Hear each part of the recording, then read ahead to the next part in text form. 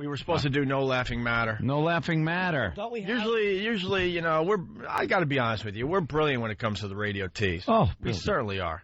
But as far as No Laughing Matter, we're kind of waiting for Patrice to wake up because he gets smashed along with Louis C.K. by Andrea Pizer in the New York Post. Can we get her on the show? Get Andrea Pizer. These columnists all hide behind their stupid columns. And nothing's better than when they write the act, write out a couple of lines or a joke, right? And it's taken out of context, right? And it's written and it looks like a court document. Yeah, you know. Well, we'll get into it because it's some fun fodder for this fine radio show.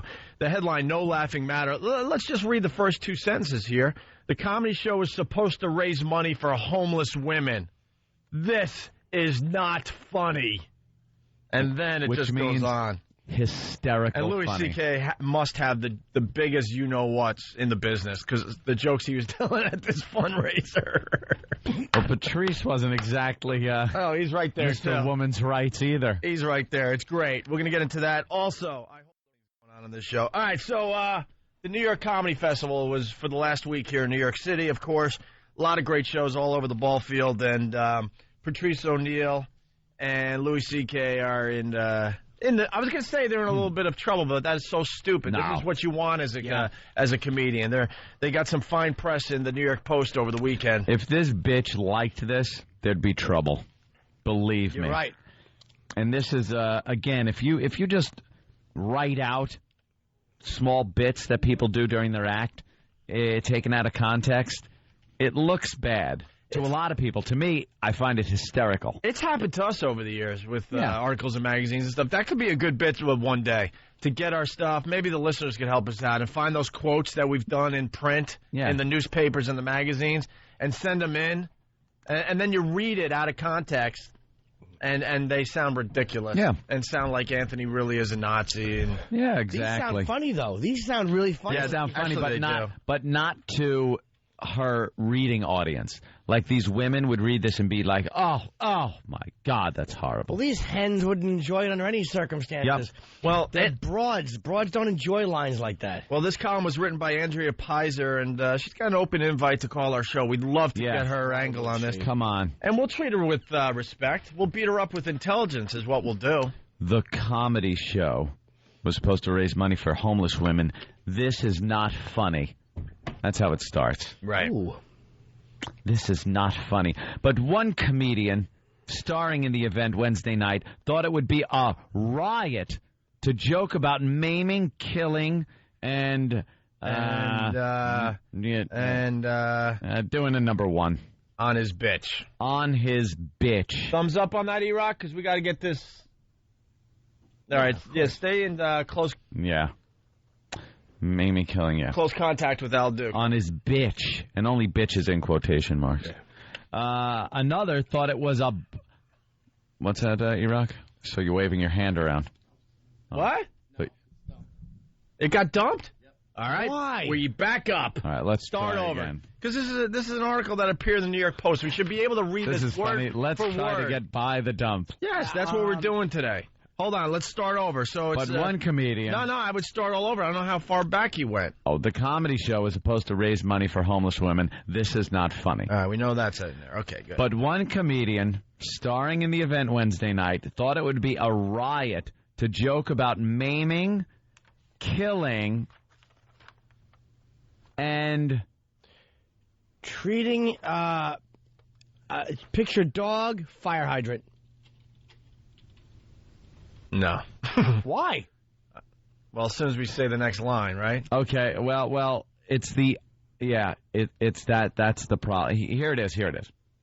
One comedian starring in the event Wednesday night thought it would be a riot to joke about maiming, killing, and degrading in a certain liquid manner on his bitch. How'd that work? No way. Absolutely. No way. Why not? What? That went through. Absolutely. Wow, Ant, you're good. That's of course. Ant is good. I say screw the FCC. Skated. He learns. Skated. I say screw it, and he learns. Nice. All right. That ought to show them fuckers. Oh, damn it.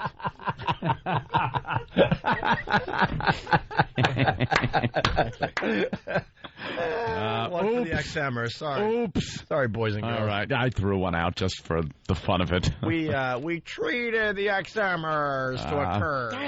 Treat yourselves. Treat yourself to a curve. On that profanity. Oh, no. Rumor has it we're going to find Andrew today. No way. They found him.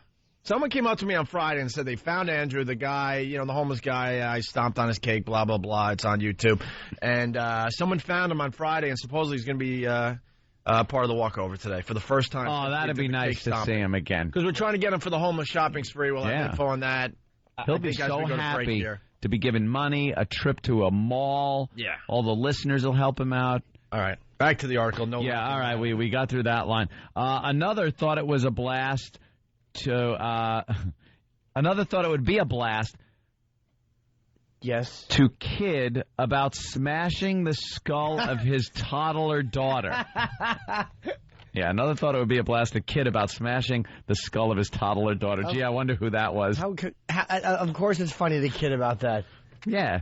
And out of context, it sounds horrific, but in the context of Louis' act about how miserable he is having to even communicate with his daughter, and, he's a man, and then you're put in this situation where you got to deal with the psycho-babble ramblings of a small child. Any parent doesn't get this little thought by their head that they would want to smash the kid's head in.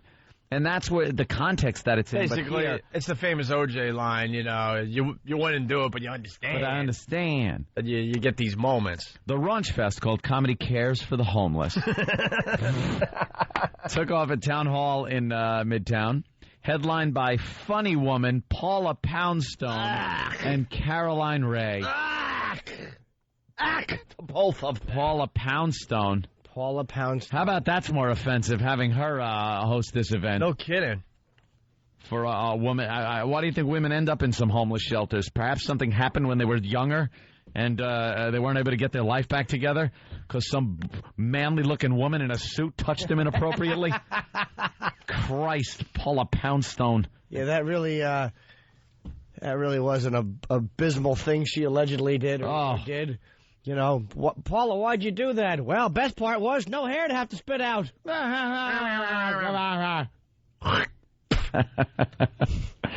Yeah, hosted by funny women, Paula Poundstone and Caroline Ray. Caroline Ray, really fast, the host of The Biggest Loser. Yeah. As the contestants continue to lose weight week after week. It's one of the few shows I watch.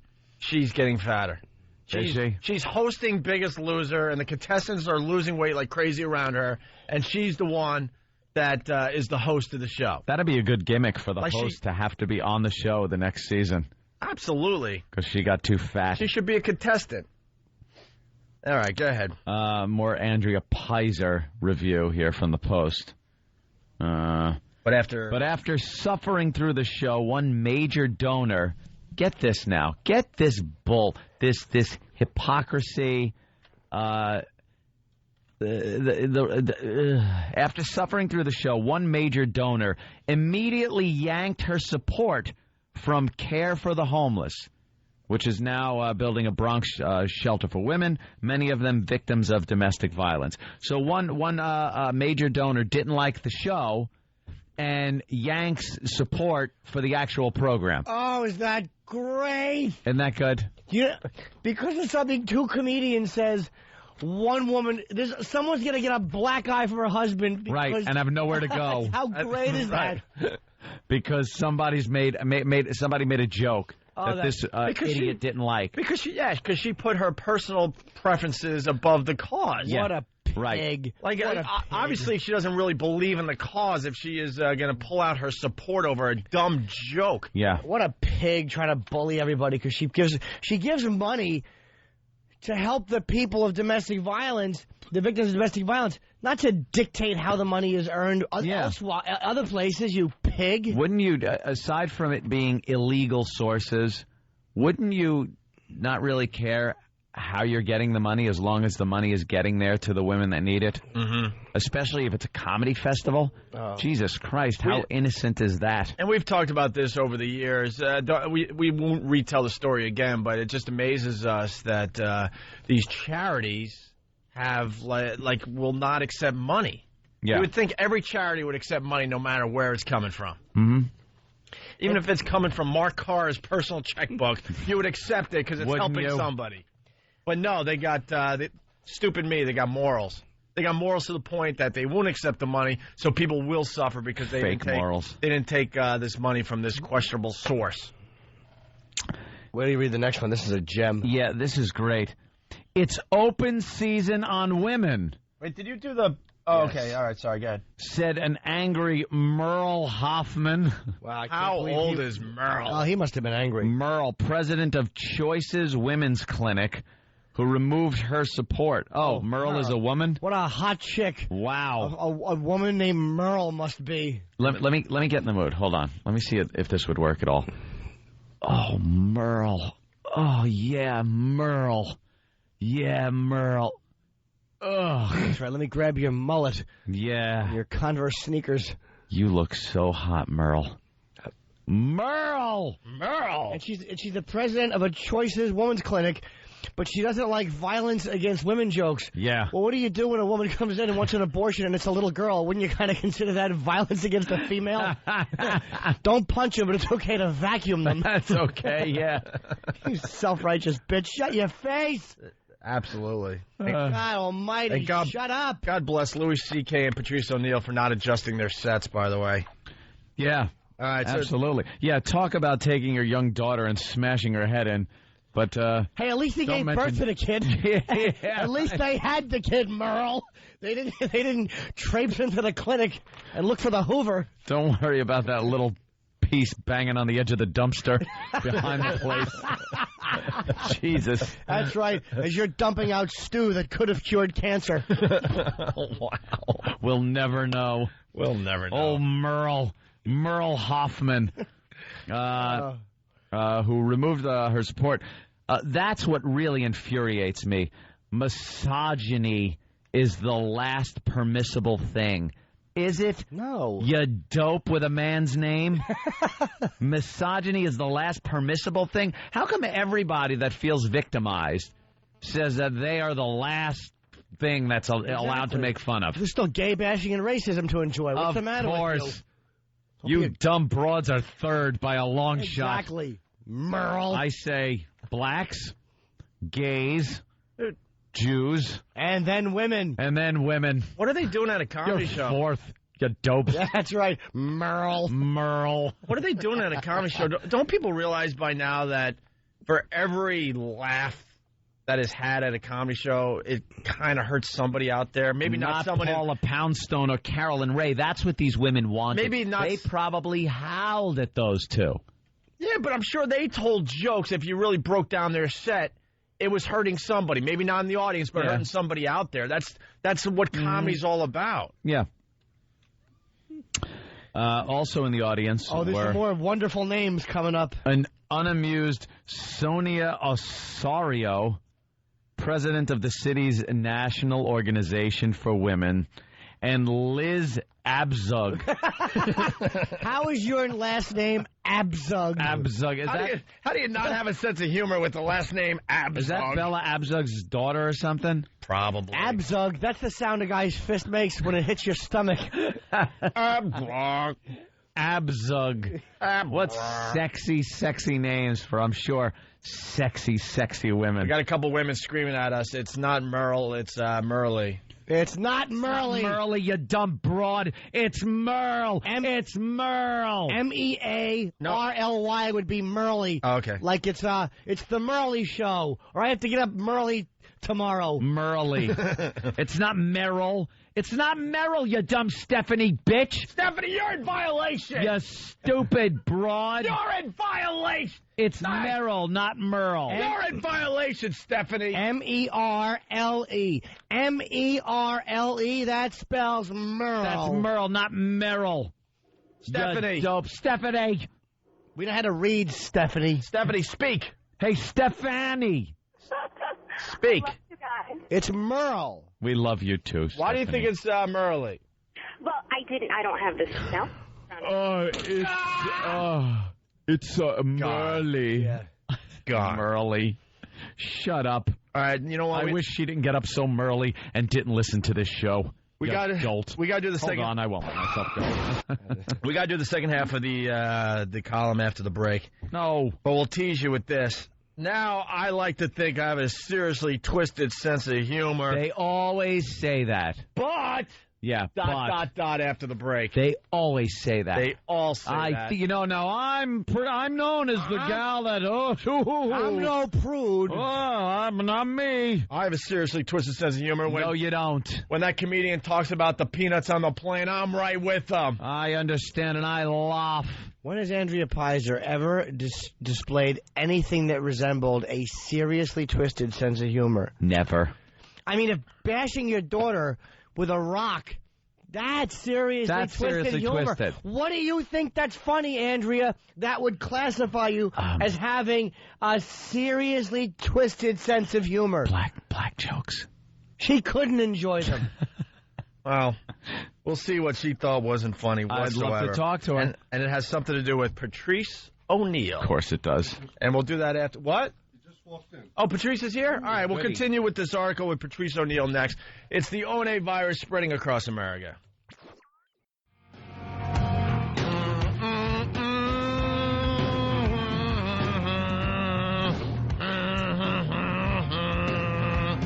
I downloaded the whole Alice in Chains Unplugged MTV thing from my iPod. Just the whole thing. Album. Click, boom, download. Needed that. Hadn't heard it in a while. It's one of the best live unplugged ever. That and Nirvana's. Yep. Unbelievable. We're back with the Opie and Anthony Show. In studio, Patrice O'Neal. We're in the middle. How about a mic? I did. Got a mic on? Say it again. Hello. All right, there you are. There we go. Good morning. Good morning, Norton. Hi, sweetie. We're in the middle of talking about Andrea Pizer's column in the New York Post Saturday. Entitled No Laughing No Matter. laughing matter. That's what you want when you're a comic being pretty much reviewed by this woman who has no credentials in reviewing a comedy act. Oh, Jesus. I love the pictures you use. Oh, my God. We finally got a look at the pictures. I told you, it makes you look like if you was writing a scathing report on something. They found a picture that I've never even seen myself that looks exactly like it should look for a bad These are pictures article. of men, yeah. You and Louie's picture look like men that would just beat their women senseless. Look at the picture they have of Louis like he's a raving, sweaty lunatic. Yeah. With a Yeah. mic in his hand. And you've never looked like this in your life. I guarantee you this was a joke pose you did for somebody. For some, Because you got your head back, tilted to the side, all attitude, like... This you know. is just when, here's Patrice's picture.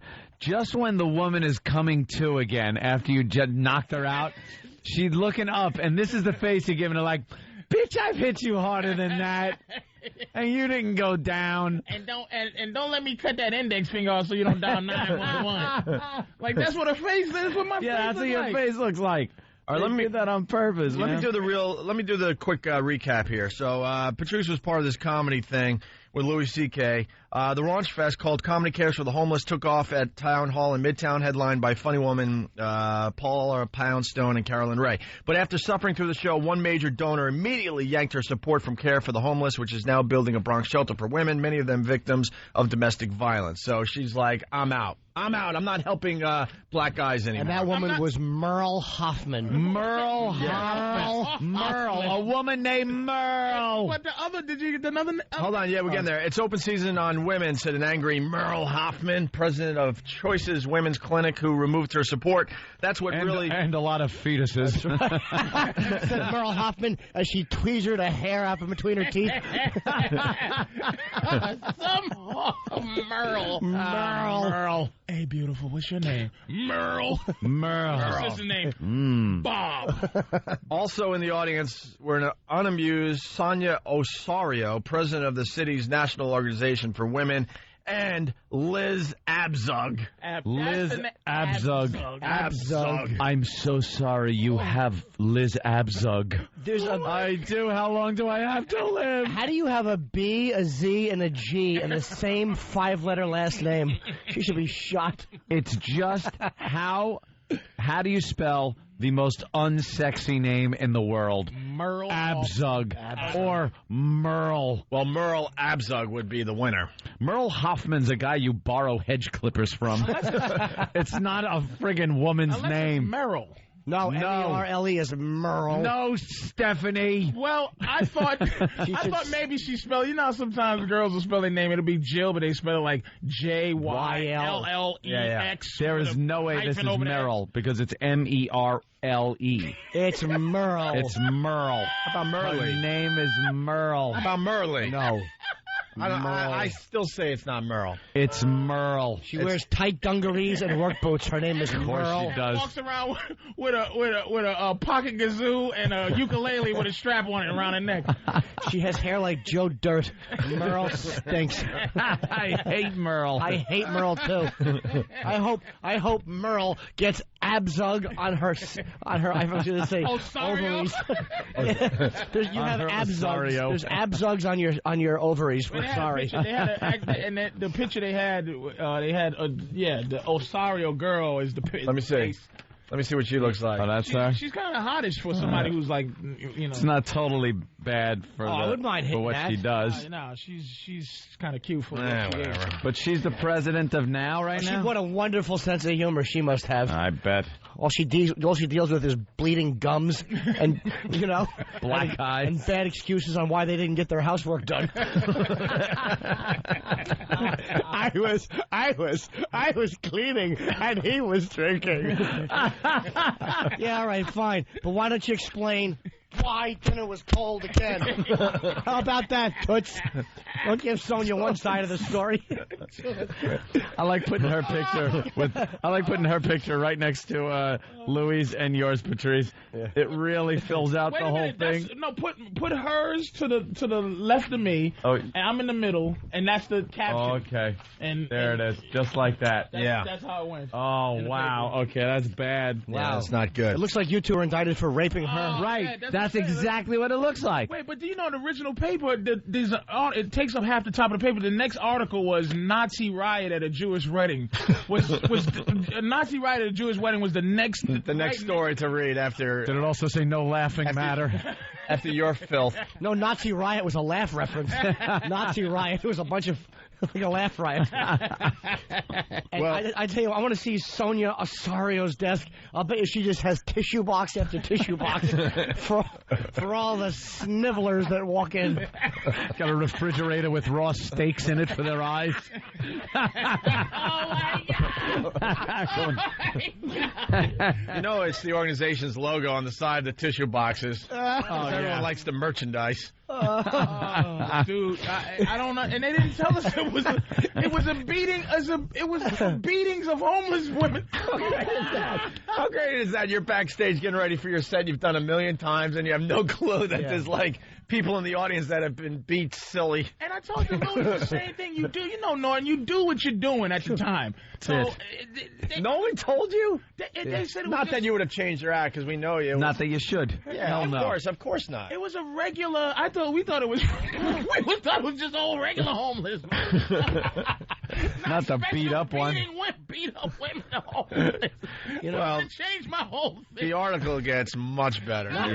Not only is now National Organization of Women, but it's when you should do the housework when you're told. Oh my God! They had a problem with our Whip 'Em Out Wednesday promotion. Of course they did. Yeah. We had our run-ins with them. Yeah, she's the president of the New York chapter of Now. Of Now. How much fun could she be? It was so, you don't understand, man. How it was so anticlimactic. Yeah. The situation. I just came in, did my abusive humor, and left. Went to a party. Can I ask you something? Were you getting good reactions from the crowd? Of course. You were killing, right? Of course. So you were killing, and stupid Andrea Pizer was in the audience. She didn't like what you were saying, probably because maybe it hits too close to home, I'm thinking. And all of a sudden she has to write a whole column on it. So you weren't getting booed off the stage There or was nothing? one lady that could have been Andrea that were yelling out, "Excuse me." She did not. Somebody, I don't know who. Ew. Excuse me, and I've heard that excuse me before because of course I've pissed women off to them enough to go. Excuse me. She was gonna say something like, "Do you have a girlfriend? Has your mother ever?" I was like this. I was in the middle of doing. Oh, you heard her and you stopped your set? I said like this. I said, let me just finish this one here, and I'll get to your question. Because she was very deliberate. She had a very... Excuse me. I'm empowered, and You should not go to a comedy show. Don't. It's as simple as that. Wait a minute. I go like this, which I know had to piss whoever it was off. I go, hold on. I finished the joke, and then I go... Oh, they said I gotta go. Like I did. They said I have to go. Thank you very much. I gotta go. Good night. Not addressing you, you dope. She should be that zealous when she's dropping those little blue hockey pucks into the septic tank. That's when she should have that type of go-get-'em attitude. When there's a streak in the tub, get that go-getter attitude. Excuse me. Excuse me. There's a streak in this tub, and I better get to cleaning. Oh, didn't I say scrambled? Oh, I thought you said sunny side. Excuse me.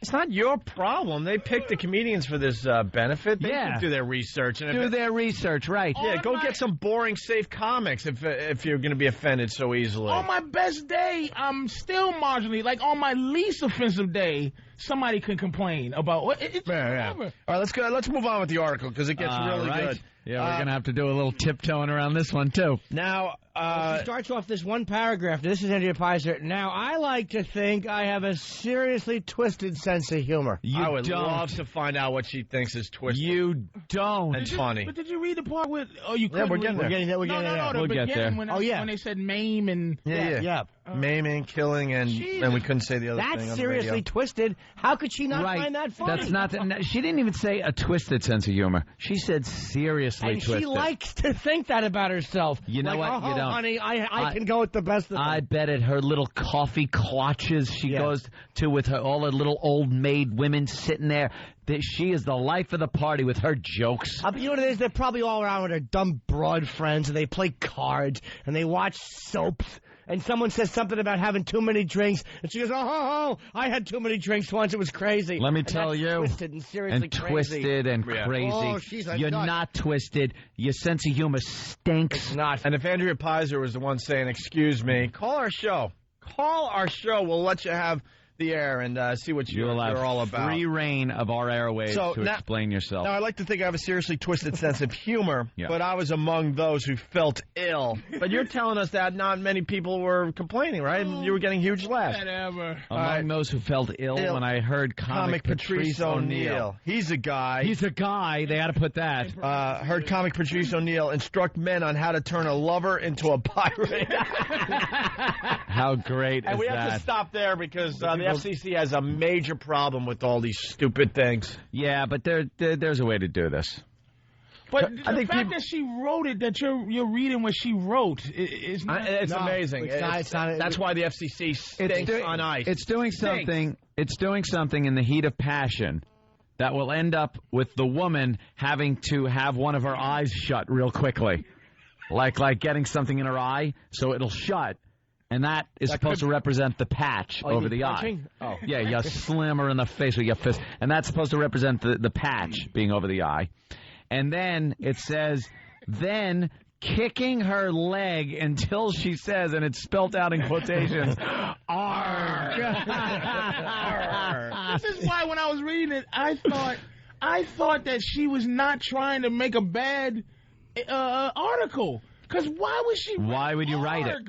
The joke is, it reads funny. It reads funny, she's right? So stupid for doing that. Like, you don't put arg, and then that might have, but she put arg. Well, hey, she's showing she's got a twisted sense of humor. No, she did. Opie, she's so stupid. No kidding. Why would she do that? Because as a dumb woman, she doesn't understand that is funny as it is, so she writes it out and thinks that's terrible. And Merle agrees, and so does Abzug, Liz Abzug, and so does that other pie eater, and Sonia Osario. And then it says, Sonia Osario. That's what you should have said when you didn't give the eggs right to your husband. I'm Osario. Osario.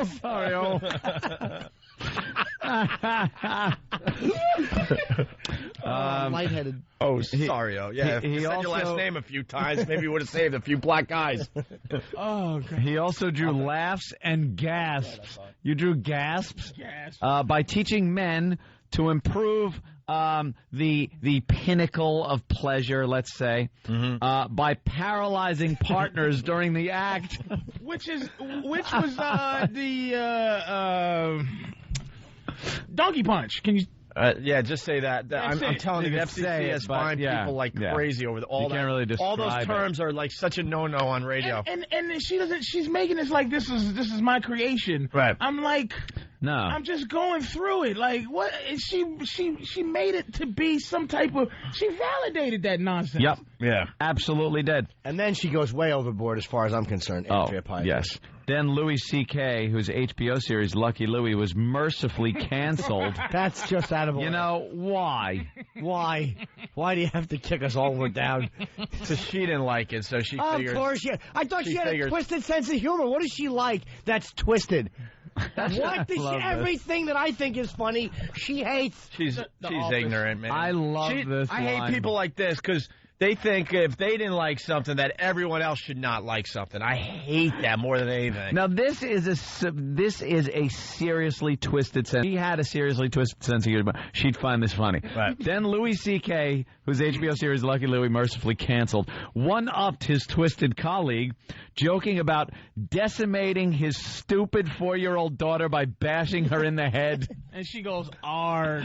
I love that. She should have wrote "arg." I've seen the words "arg" since Batman was on TV. We have someone that was in the audience, Sheep Lover, who's listening on XM. The girl who stood up yelling, "Excuse me," was not Andrea. I saw the girl who did that. She was yelling, "Would you like that done to your mom or sister?" Of course. And then he writes, "Ha ha, Patrice killed. He's the best." The crowd loved it. So for the most part, the crowd loved it, except for this bitch. Too bad you didn't hear that, because you could have answered yes, that you would love that done to your girlfriend and mother, and would pay to watch it, depending how much you'd spend on the ethnicity of the person doing it. You could have really. I'll pay extra for an unclipped gentleman. Oh, wow. This is interesting. The next paragraph. Yeah. Bobby Watts, executive director of Care for the Homeless, told me he had some complaints about the show. Though in a frantic email to Hoffman, Watts insisted that one of the show's producers, Carolyn Thompson, was outraged by the material and let the comics have it backstage. In a way, I wanted to smash Bobby Watts. But he's the director of Care from the Homeless, and she yanked money, so he kind of has to do that. I was going to say, I feel like I should be loyal to the guy, but they didn't say anything. Screw them. He's just trying to get And money. did anybody catch hell backstage? You even Stop. Could you imagine Patrice O'Neal standing there as somebody lambasts him about his act? You would you'd make that face. That was in the paper. That's where they'd get that picture. It's just, I couldn't believe it was that political watching this thing. Like, reading and I'm going, what? I just did that stupidness and left. Oh, poor Bobby Watts. He then had to.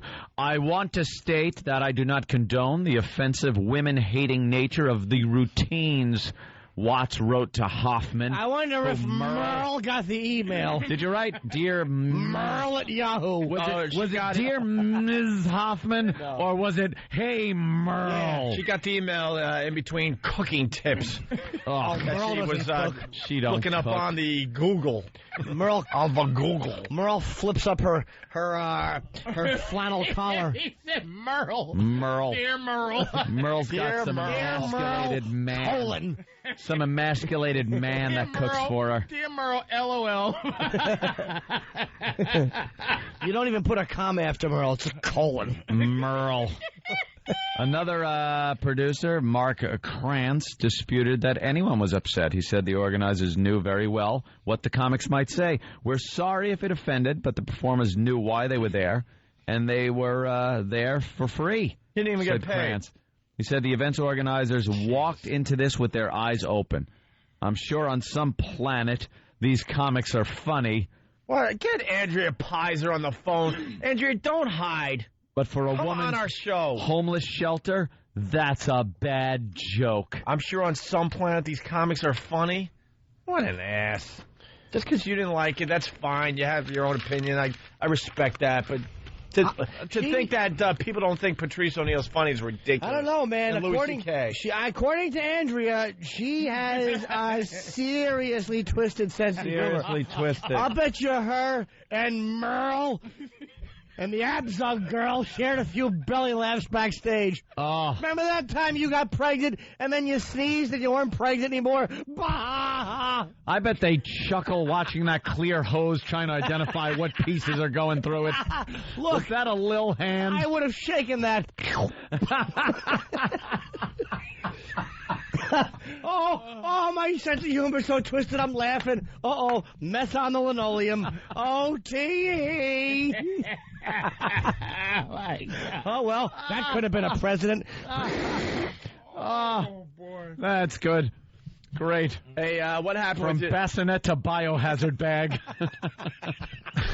we got more. We got more on the story from Patrice O'Neal because I guess his fine woman there what a got into an email battle with Andrea Pizer. Oh, what a trooper! Good for her. She ran in the house. Good for your girl, man. Her main thing was she was upset mostly with Merle. Because it's like, why would you yank your money? Yeah. Because of what my boyfriend said. But yeah, that's worse than like the women did. Don't need the money Not because you upset her. I don't think you did anything wrong, but if you're thinking about what's worse, I think what's worse is like pulling money out of an organization that needs the help over a dumb joke. Right. I'm sorry.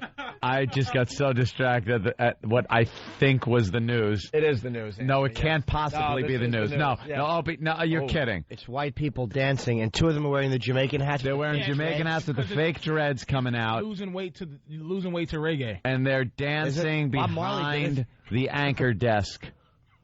Could you ever see Walter Cronkite? With a reggae hat on and dreads. No. How the hell could you lose weight to reggae? Lose weight to reggae, yeah. You're not losing weight to reggae. You're smoking pot and sitting in a lounge chair next to a pool. How the hell do you lose weight freaking listening to reggae? Smoking blunts. Are you kidding? Stop it. Look at these idiots. I can see you losing weight listening to Boy George music, but not reggae. Oh, man, 6 months later. There you go. You just lost all the weight you need. I'm dumbfounded watching Who's watching the news and actually laughing? I don't know. It's all right. Anyway, so what happened with the chick? And I have a severely twisted, seriously. Oh, God, I like to think I have a twisted sense of humor. Let's get back to Patrice, because I want to wrap this up so we can move on to other things. So yeah, she wrote, she started it out. I didn't read it because I know how I am. If I read it, I would have been, backseat driving her grating. But I read it was really good. She was it began with, I am Patrice O'Neal's fiance, and then in parentheses, AKA his bitch. And I'm here to say that I have never been maimed or beaten in the act of sex. But she never defended that I'm a misogynist. She never said I'm not one. She probably tried to, and her computer wouldn't let her type it. It kept deleting. But she wrote a long thing and all of gripes. And Andrea wrote back, I have to paraphrase it, but she basically wrote back, listen, first of all, don't shoot the messenger. Second of all, I am not before you give me a speech about journalistic integrity, I am not a journalist. I'm a columnist. So they're paid for their opinions. To me, it's fine. She's got an opinion, but it's a lousy one. Yeah. It's one that is contradictory to her saying that she has a seriously twisted sense of humor. And... that's. Do women like that have sex? Like glorious already? Oh, I'll bet you. Not only do they have sex, but I'll bet you that they like their hair pulled, and I'll bet you that they are just dirtbag submissive. That's what my guess would be. Because any woman that's running around tooting her own horn like that and just demanding, I guarantee you, I think a lot of these. If they're straight, they're dirty subs. A lot of these right-wing guys that are against homosexuality always end up popping out of the closet when something happens. Some guy comes in and says, "Hey, we were having sex." Same thing with these women. Yeah, they probably in bed just love a little hair tug. We have another person that was at the show, Anna from Bayside. As someone who attended the show, it's ironic that twatty Carolyn Ray and Paula Poundstone weren't lambasted for their tacky attempts at man-bashing. Oh, was Paula Poundstone and Carolyn Ray trying to... I wasn't even going to ask Patrice that question. He has no clue. I don't know. He just waits to do a little man go on stage. I had no doubt in my mind. You didn't see any part of the show. I don't know what it is. I guess that's okay, because when a woman tries to hit you, you just laugh at her anyway. Absolutely. You just take a little slap and you just give it right back harder. And then Anna continues. Put your class ring on her cheek.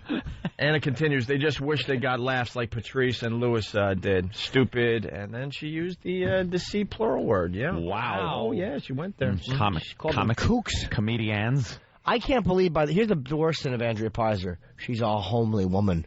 They're columnists like Linda Stacy and they're all ugly. None of them are sexy. I don't know what Merle looks like, but she couldn't be hot. Merle can't be sexy. How can she be? Oh, this is Merle. This is how we wrap this up. Once again, we invite the columnists to defend themselves on the Opie and Anthony show. It never happened. I want to talk to Merle. They all hide. Let's get We'll talk to Merle Hoffman. We'll talk to Liz Asberg. Abzug, whatever. We'll talk to the girl that has sorry in her last name. Osorio. Sonia Osorio. And the Peyser woman. And we'll talk to the Peyser woman. Do we try getting them all, Merle? All at once. What happened? Too early, right? They all say that. Oh, too early.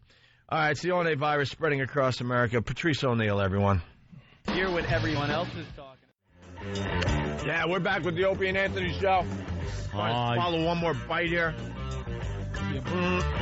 Breakfast broccoli. How long does it take to eat for everybody around this? I hate the way you guys eat. This place is just a grazing. It's a pasture. Tree-hugging hippies, broccoli, granola, strawberries. I was having strawberries. Nothing that's in danger of killing. Yogurt and... What's happened to you guys? It takes forever to chew broccoli. Forever. What happened to me? I haven't put on a condom since 1992. I heard you talk about you got all those things checked out. I How do you get away with not having anything? It's my bleach drink. I drink bleach every day. You never had nothing funny pop up? Nothing. I had a burning one time. It turned out to be nothing. How does it? Why are you lying? There's no such thing as a burning nothing. The guy, not only did I get tested for diseases, but he checked on a cellular level. And there was nothing. Wow, look at that. Because you couldn't understand why it was like a urinary tract thing, which they said is very rare for a guy. Guys don't get urinary tract infections. Very rare. That's something girls get. Very rare. Hey, I thought it might be a VD, but it wasn't. Really fast. Got to get this plug in here. Football Picks sponsored by Dish Network. More football for you. Better TV for all. Call 1-888-GET-DISH. Here's the summary. Jeff Daniels stinks at picking football games. He effed me bad. Oh, that's right. He's the one that picked. I was trying to remember who picked your football picks. I went 2 for 5. Steve is still in the lead for the $10,000 courtesy of Dish Network. He's got 30 right for the season. Travis has 29. He's right behind Steve. And I'm in third place with pretty much everybody else. We're all tied for third at 25. Who picked I picked Jets. You got that right. That's one of the ones. You know what, though? I picked the Jets in another thing. I got my football pools confused, but I picked Jets over the Pats. Did you really? Yep, absolutely. Absolutely. You picked Atlanta to lose? Yeah, I did. That was the game Jeff Daniels got right for me. Eagles. No, Atlanta. Who did Atlanta play? You non-football to the Wait. Eagles. No, didn't Atlanta play the Eagles? No, the Atlanta played some team, Cleveland. Wait a minute here. What was you watching? Hockey. You was watching the Ontario Boogonauts play the... Oh, yeah. No, what am I... Yeah, you're right. The Louisiana... No, you're right. Eagles beat the Redskins. You're right. Steppenwolves in a shootout. 1-0. Oh, hey, nothing wrong with hockey, black man. Because you're black, you can... Hey, dude, I don't know. All right. The Quansakio knock racers are in town, man, playing the Islanders. Are you insane? That's like minor league hockey for all the cities that aren't fortunate enough to have the NHL. The Des Moines Blinkers are playing. You want to go check them out, dude? Des Moines Blinkers. What is wrong with you? Stinking games. Making fun of the NHL. You don't like hockey? No one likes hockey. I'm not hockey. No one in your community likes hockey. No one likes There's hockey. a difference. White boys like hockey. Now, I guarantee you, you know what they got on the thing last year, the ratings? I think like I think 8.6 people watched. But people don't watch hockey. It's just stinks. They're watching hockey. They go to the games. They're not watching it on TV because we have a crap hole for an arena. But they're watching hockey. I have TV to defend ratings hockey now. TV ratings are awful for hockey. Hockey was hot for a few minutes. They tried to make hockey a hot sport. They're watching hockey. Where do you watch hockey? It's more of on a local level. They don't do national games for the most part. Later in the season, they will. Where do you watch? I don't even know where to go to watch it. Exactly what channel. It's a channel. It's like 122 when the Cooking Network goes off the air. It's at 7 o'clock. They do put it on some weird channel. It's a weird channel that comes on. It's like a Extreme Network channel. Yeah. Because let me tell you something. I've never even seen hockey while I'm flipping. I'm flipping around, looking at something. I never. But you're not into sports in general, so you don't go into the sports area of your cable system. But even I'll go through every channel sometimes just to see if there's anything on. Yeah. And I'll go through. I mean, like flick through. ESPN has a lot of hockey games on. Yeah. OLN. The Outdoor Life Network. Thank you, sir. What? Outdoor Life Network. God. Is that what they've been denigrated to? No, what happened? I'll tell you what happened. It used to be on Channel 9 in New York. I'll tell you what happens. Dude, the Grand Rapids. No. I'll tell you what happens because I try to follow my Islanders, okay? But if you got the Rangers, the Devils, and the Islanders all playing at the same time, the Islanders are on that weird channel because, like, Rangers are on, like, ESPN, and then, another like the Fox Sports channel has the Devils, and then next thing you know, they have to throw the third game on some weird channel. On the Who Cares channel. Exactly. Hey, by the way, who cares about hockey? Hey guys, the Vegas Rollers are coming to town. All right, listen. We have awful cities. We have Louis C.K.'s waiting on hold here, just listening to us babble about nothing. It's hockey. Hey, Louis, what's up? Sweetie. And the lack of interest in it. Congrats on the print. Oh, yeah, that was some nice ink. That was great. We've been talking about it all morning. We have Patrice O'Neal in studio. Yeah, I was very proud of that. I thought that was awesome. No laughing matter, my friend. Well, you should know better than... every time something happens with comedy, that's the headline. Yep. No laughing matter. That's really creative. But this woman claims to have this really seriously twisted sense of humor. Yeah. And then just trashes you guys.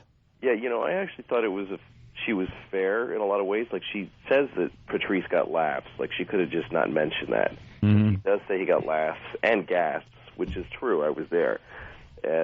There were people that were bumming out, but they were helping to make laugh the people with senses of humor. So that happens at the women's clinics, too.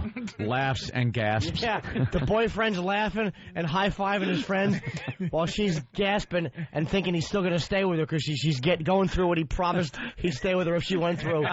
You mean if I get it taken care of, you won't break up with me?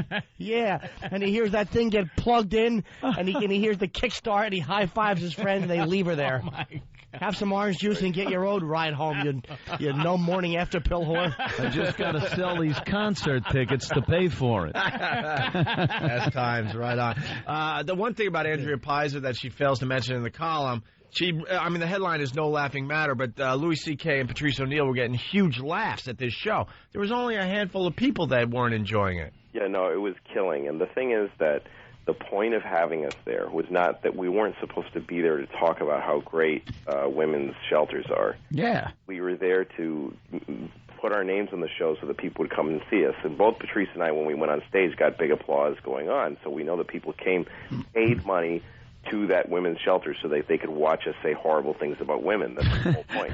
Yeah. Right. If they had a show where a bunch of people stand up there and talk about how nice everybody should be, nobody would have paid any money. So, this woman that pulled her support, though, that's what makes me sick. Because she thinks that she's helping. She thinks that she's fighting misogyny by taking money away from a woman's shelter. So Well, you think if Merle Hoffman would have been billed that she was going to be up on stage and Liz Abzug was going to be up there, that the place would have packed out? Of course not. The thing that's funny, too, is that Merle Hoffman, it says she pulled her support. Yeah. She's the president of Choices Women's Clinic. Yeah. It's not like they had money. She just decided to be bitter and say something crappy, but it's not like she was pouring money into the place. Oh, so she just is removing her support. Well, that's the way I read it, because it doesn't... So, No, I think she was... Actually, I think they said she was a big financial contributor.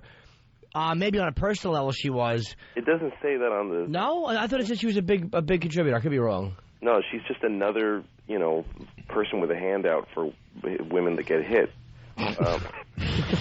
I tell you one thing, isn't it great, though, that she yanked all that money, and all she did was, like, with every dollar she yanked, 2 more teeth got loosened. Yeah.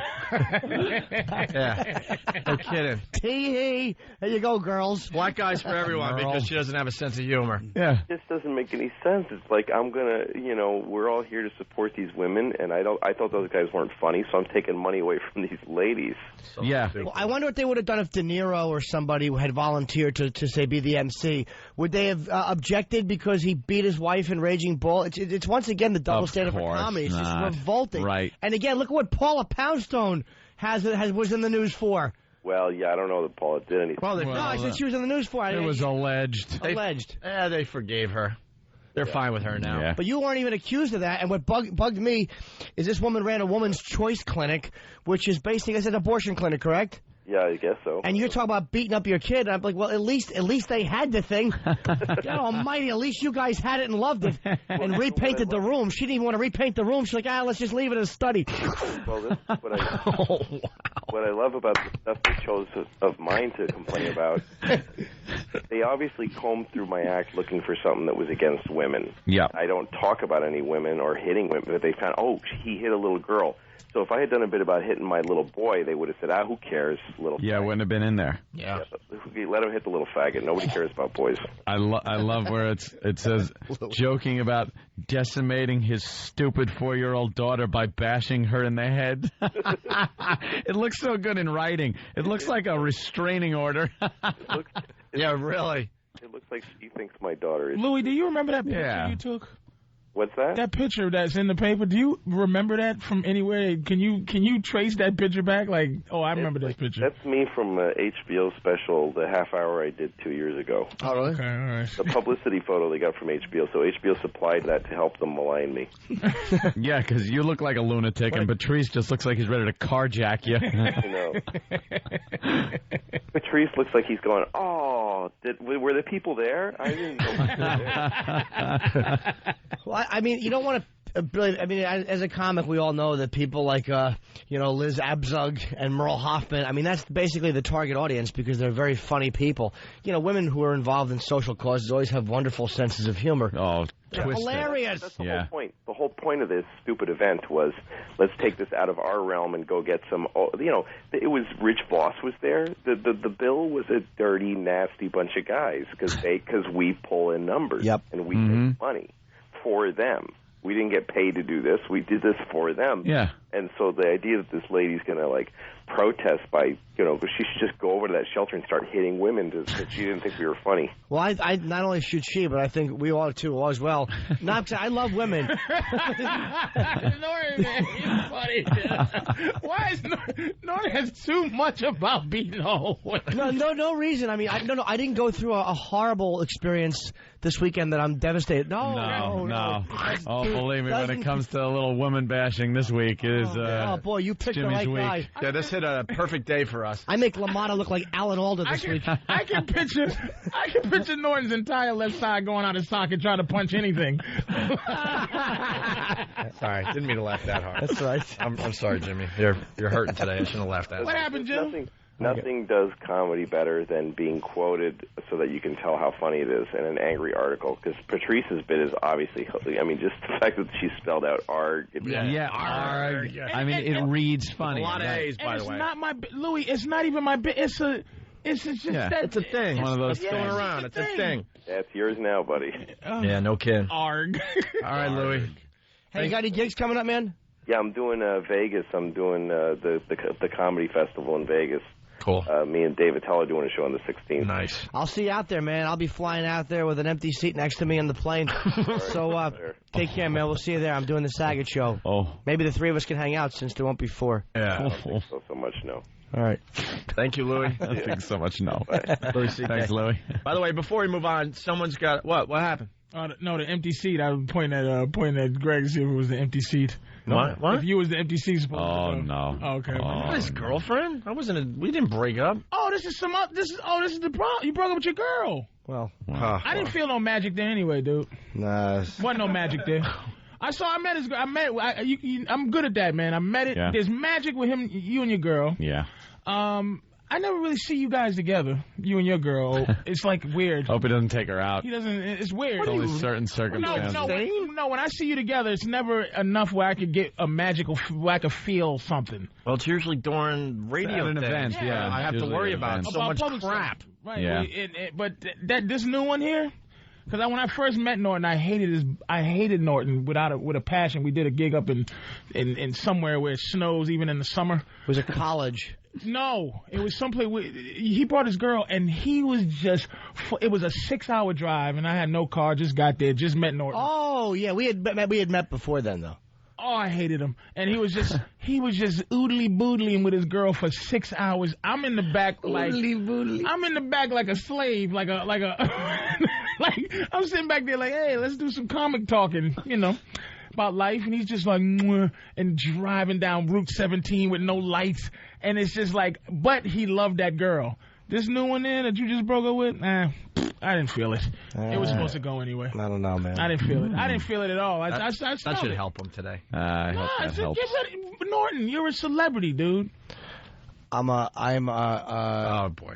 No, I'm not. Tell you what exactly. are you heard about? Here he goes. No, I'm not. There it is. What did she do? What did she enable for you to miss her now? What do you miss? I don't. Well, it's your own ego that's acting up. It's not Norton. even a miss thing because I'm so angry that I don't think I would want to repair it even if I could. What did she do?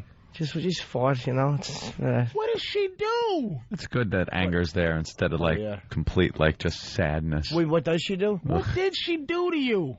Oh, nothing. Why are you mad? We just fought. You know how it is. You fight, and it's just ugly. It gets ugly. And you got rid of her? It was mutual. No, I can't say I did. It was mutual. You going to come crawling back to her? No. It's over. Good. We're done. Now, how many women do you think the void... How much emptiness do you have now? 5 women? How tall am I? How many women do you think... Oh, my God. How many women do you think... Let me enjoy that one. How many women do you think... It's like a science project. It will take to fill that void now? I don't know. Let's see. We started last night. $300. No, man. The chase of square girls. You got to chase the square girls. I completely get that, but at 2:30 in the morning, kind of hard to find a square girl. You got to get a circle off Craigslist. So it was sexual emptiness? No. Partial, but no. That's not. I can't even. I won't knock her for that. No, that was more my thing, actually. No, he doesn't want to trash either. So he's. No, I can't. No, I won't. I won't. That's not Jimmy's thing. Yeah, it was just. It is Jimmy's thing. Who are you? Do you even know him? No, not trashing like this close.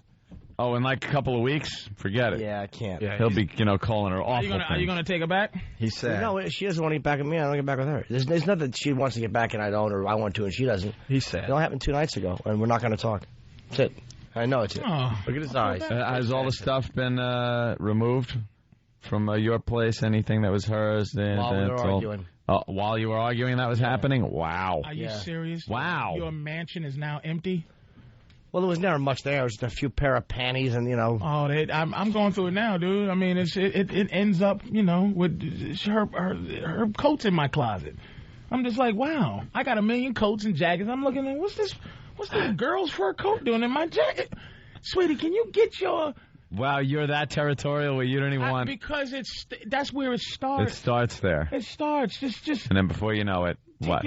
Before you know it, it grows. You turn around and it's just everything is everywhere. I banish her stuff to where I never see it.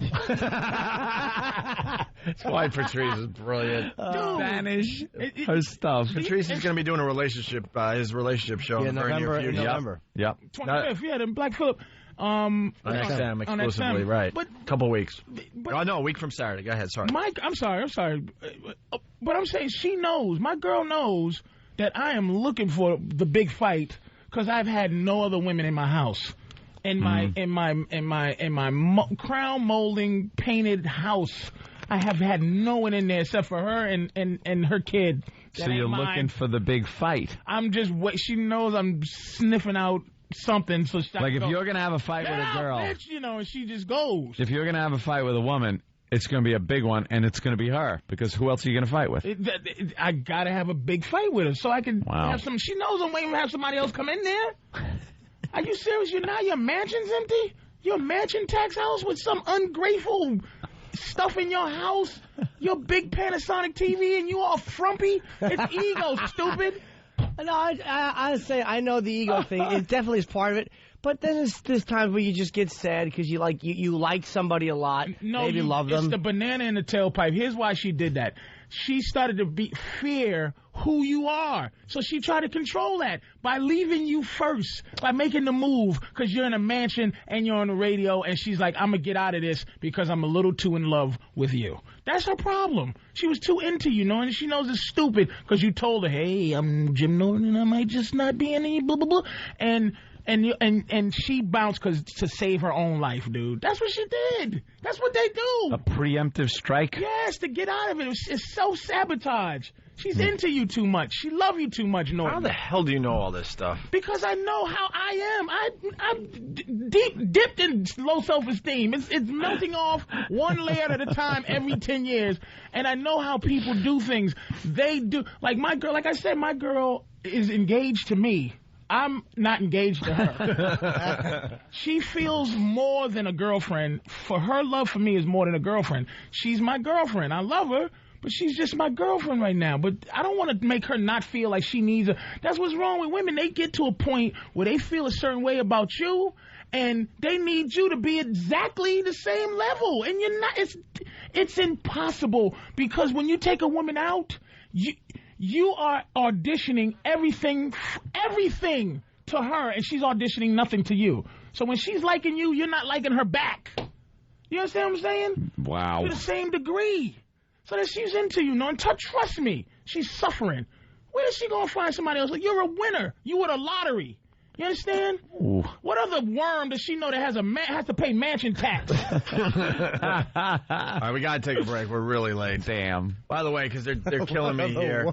They're killing me here. The hockey fans checking in. Hockey hasn't been on ESPN in like 2 or 3 years. No one noticed. How could they not be show the Nashville Strummers?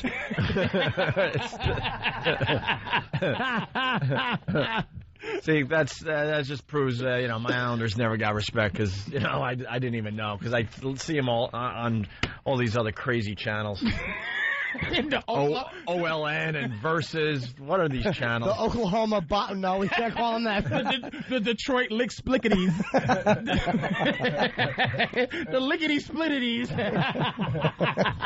No one cares. Hockey stinks. Yeah. Speaking of which, Francis. Arizona hotness. Francis from Long Island. Patrice, did he catch the L.A. Rapist game against the Portland Baby Daddies? Wow, that's black hockey. Look at a hockey player. That's the black hockey league. Hockey. How did hockey just...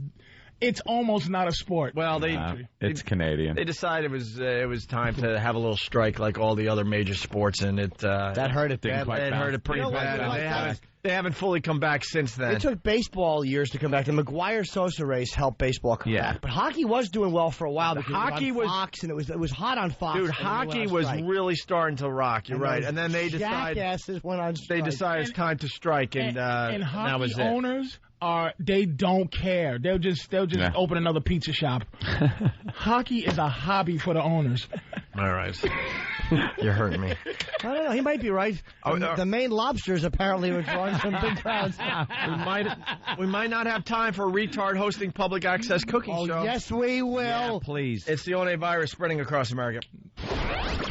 Opie, Anthony, Jim Norton, and the comedians of the Opie and Anthony Show are appearing in a special holiday edition of FHM, on sale now. E-Rock's creepy photos from the FHM shooter now online at opieandanthony.com.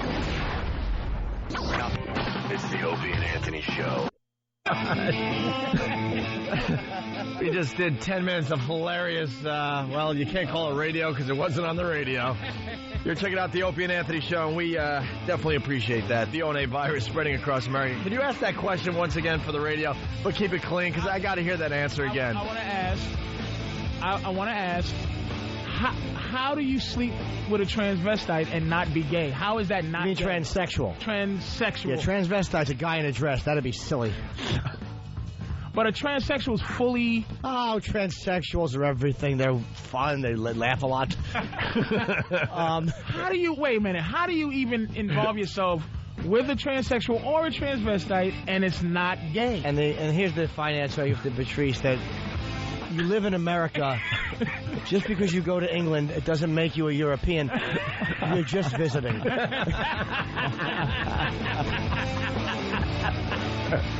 Yeah. Oh, man. You gotta give it to him. As long as you can rationalize it. Hey, look. Boy, you're on that plane home. You're not thinking, boy, I should still be in Europe. You're like, I can't wait to get back to America. And then deny I was ever in Europe. Then you burn the passport, don't you? But aren't you visiting? What? Aren't you visiting? Oh, look. But isn't visiting? Yeah, during the time you're visiting. During the time you're visiting, you're seeing all the sights. Oh, right in Rome. I mean, you don't want to be rude. I mean, if you're in Rome, you have to do as Romans do. But then you leave and you go, F Rome. Yeah, but you don't invite Romans to the house. He doesn't want to become a citizen. No, you don't become a citizen. Yeah, why not? You can invite a Roman over. You can even pay them for coming. I get what you're saying. Okay, so you just want to visit Rome from time to time. Yeah, he doesn't want to set up shop. He doesn't want to. Isn't that gay? No, are you kidding? I would never be. No. Not gay. Certainly not. Leave him alone. Leave him alone. This is a good question. I just want He's teary-eyed today. Can't you see it in his eyes? I just want to defend my friend Norton, and I didn't know how to rationalize it. Me and my girl talk, and we listen to the radio, and Norton, she's like, Norton's gay. If you sleep with a transvestite, I was like, I don't. No, Norton's not gay. No. For some reason, and Norton all I do is gets just say no. A pass. Yeah. Jim Norton gets to pull it off somehow. He's a heterosexual guy. Yeah.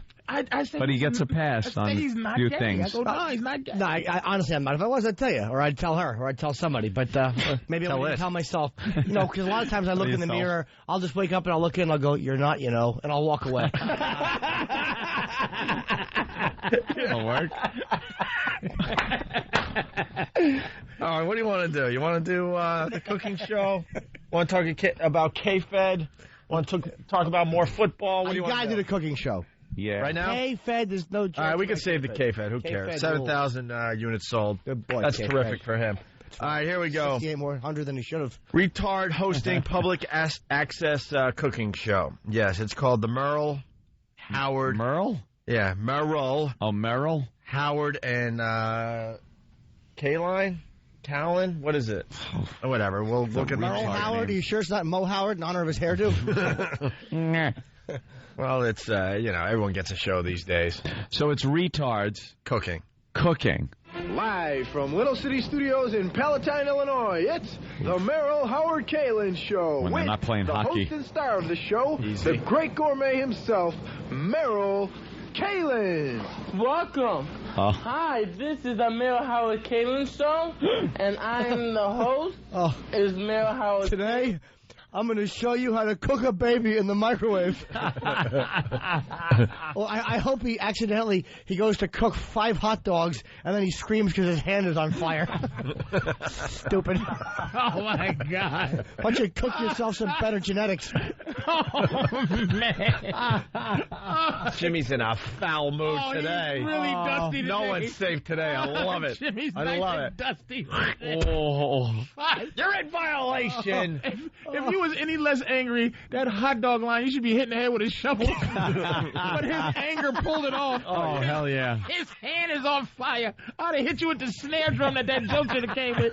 But it was hilarious. Even so angry. Even listeners out there that have waterheads, they're nodding like, yeah, we got to give it to him today. Norton. We got to give it to him today. Norton is just in a I can't. He's just cantankerous today. I can't watch any shows like this. I can't. The thought of eating any of it makes me nauseous. Like, people, we talked about this, that have kids, and the kid will have like a cookie, and they got slobber all over it, and they give it to the parent, and the parent's like, oh, okay, I'll have some of that, and they eat it. It disgusts me. Just this slimy, snotty cookie. And all I picture are, because, how well can this guy wash his hands? Does the retarded guy really know that he should wash his hands a lot? What are you going to get from the retard anyway? The just slimy gook hands. All right, play it out. Then what happens? It's disgusting. Then what happens? Nothing happens physically. Like, let's say a retard is eating a chocolate chip cookie and really slobbers it, gets it nice and moist, and then he hands it to you. And then you take a bite. What's going to happen, really? What's really going to happen? He's going to get kicked in the chest. What's going to happen, really? In the end, what really happened? All right, go down on the street, let a chihuahua do something, pick it up and eat it. What's going to happen, really? Well, you know, no, you would get sick from dog poo. That's the point I'm making. Not. But from a retard making a little cookie moist, nothing's going to happen to you. Well, then the point that Anthony would bite into it and break his teeth because the retard was eating a rock. It wasn't a cookie. All right. He thought it was a cookie. They do love those rocks. Back to the tape. Dopes. And I am the host, is Mayor Howard Kalin. And so for tonight is how to cook chicken. The topic is how to cook chicken. The first thing is we got chicken here. Gotta realize it's smarter than you first. First thing we're gonna teach you how to. And the chicken right now is filming a show called "How to Get Away from a Retard."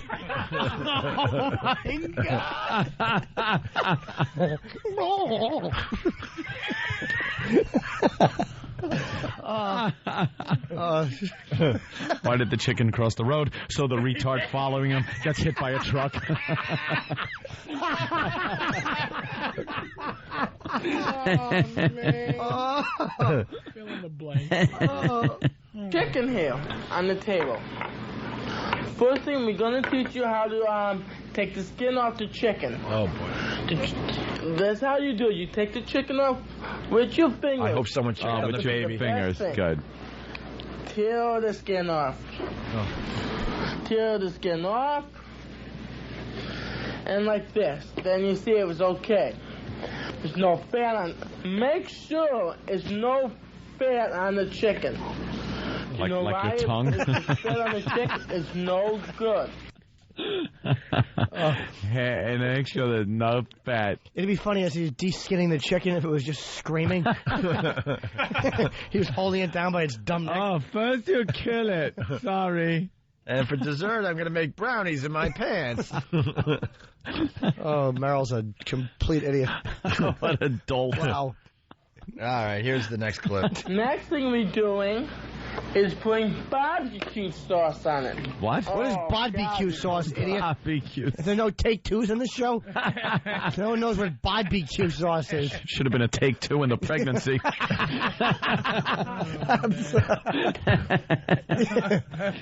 Barbecue. Yeah. That's annoying. The doctor said, congratulations, it's a photo record. Oh, man. Oh, no, man. By the way, I'm willing to do the moist cookie challenge. What's that?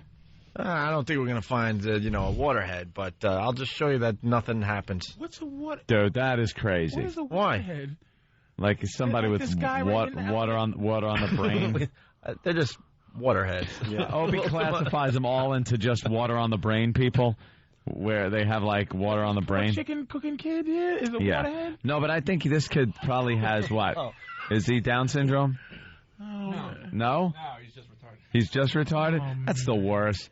What, just? Yeah, because, like, if somebody has Down syndrome, at least you know not to ask them directions or anything like that. You ever pull up to a gas station or a store and you go, excuse me, which way to Main Street? And you get, and you're like, why do you look normal? Right. Why are you looking normal? It's very obvious. The Down syndrome people, they all look the same, but they have different wigs on.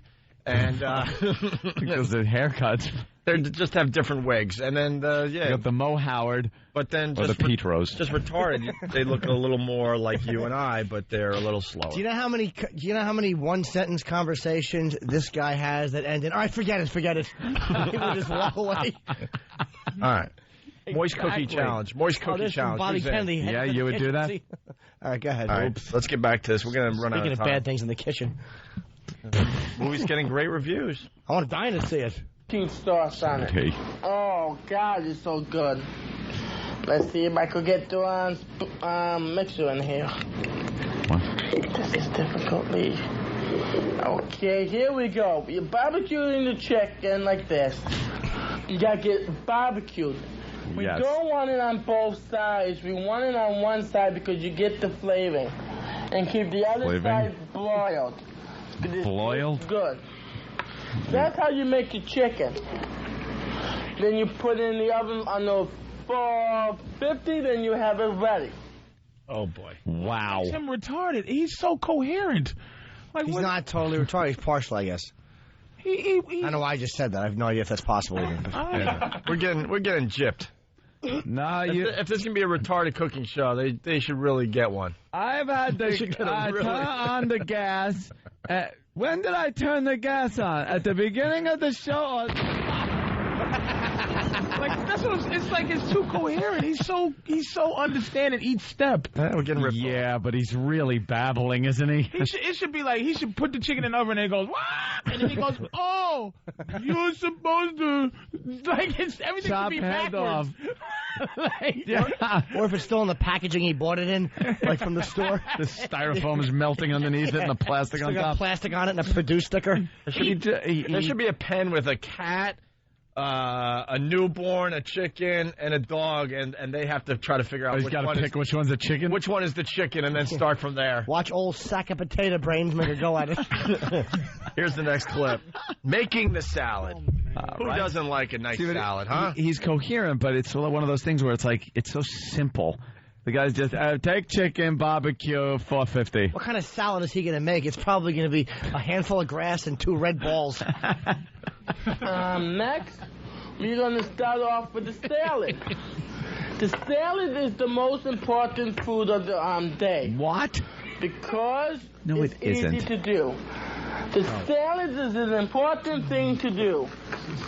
Oh, my God. God. See, this is the lettuce. You know, lettuce is really good to do. Digging his booger fingers into the big head of lettuce. To open up the lettuce, you just smash it down. Oh, believe me. Get the end piece out, like this. Where he's ripping that head open. You know, doctors would love to be able to do that to him. Go in there and they'd find the same stuff. Just some leafy substance.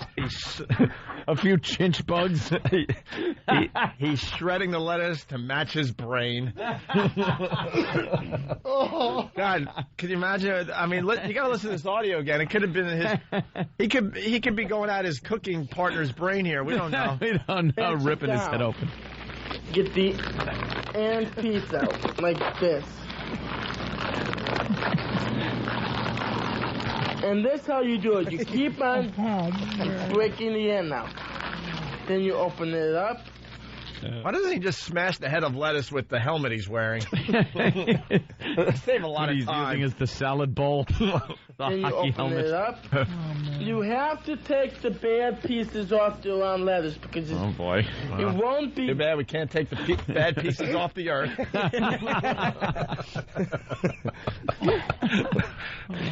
So sad. Oh, that's why we laugh, Patrice. It won't be good if you have the lettuce bad parts. Yeah, it won't be good. Yeah. If the lettuce bad parts. 2 minutes left in the show. Do we have anything left? You watch us only do 2 minutes. And then he takes the lettuce and starts hitting it and calling it stupid. Well, you know, you do what you've been taught. All right. We will try to move along, though. Cutting up a cucumber. A cucumber. I guess it's a cucumber. A cucumber. A hard word. Next thing we're going to do is... Still get the good pieces in. Cut up a cucumber. This is a cucumber. You cut up for the lettuce. That's how you do it. You cut up a little bit each time. You see, it's so good here. His thumb's getting shorter each time. He doesn't even notice the dolt. Holy crap. And at the end of the meal, he just throws it all on the ceiling. And it's done.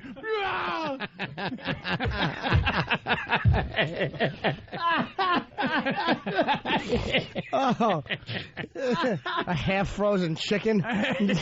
Awful salad.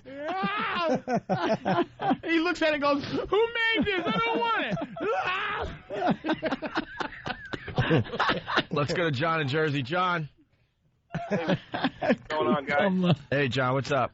Not much. Love you guys' show. I was just calling to say that, I'm all for making fun of anyone, but the guy's kind of like coherent, so it's not really that funny.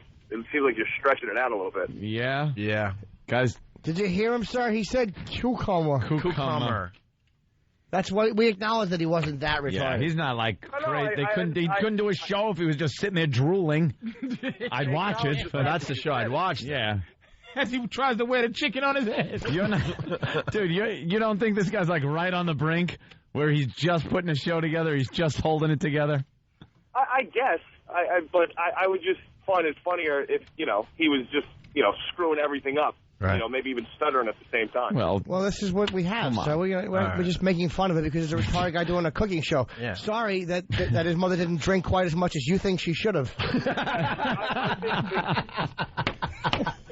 And how do you not laugh at the guy getting done and throwing the whole thing up on the ceiling? God damn, they kill me. Hey, Steve from Philly, this is gonna be brutal. It's off the instant feedback. If you don't want to hear brutal, go somewhere else. Go see what Whoopi's doing. Oh no. Yeah, you might want to go there because Steve from Philly, he writes on the instant feedback. I want to personally thank Louie and Patrice for doing that comedy show, so guys like this can end up in the bucket of goo they deserve to be. Okay. Man, it was brutal. Yeah. I want to hear more cucumber. Can we hear more of this? Cucumber. No, we cannot. We have to leave. The galloping dummy. And then we sliced the tomatoes. and the woutons. Hey, now you're with us. I like this. Woutons and tomatoes. Well, hold on, let's hear more of Julia Brain of Child. Fuzzy, what's up? Fuzzy. Yo, what's up, boys? Hey. Hope you had a great line that didn't get enough laughs. And for dessert, he's going to make brownies in his pants. Yeah. Of course. Well, that's the oldest retard joke going. That's why they didn't, they like the new humor. I go old school sometimes. Yeah, go ahead there, Patrice O'Neal. What's the date on Thursday? Oh, boy. Here we go. This Thursday, Friday, Saturday. Yeah. Patrice, the Helium Comedy Club in Philadelphia, right? Mm-hmm. Whenever this Thursday is, I don't know. I'm going to guess 16, 17, 18, I'm going to think. This is a part 2? I was just handed a part 2. Wow. I think it's 16, 17, 18. This Thursday, Friday, Saturday. Helium Comedy Club.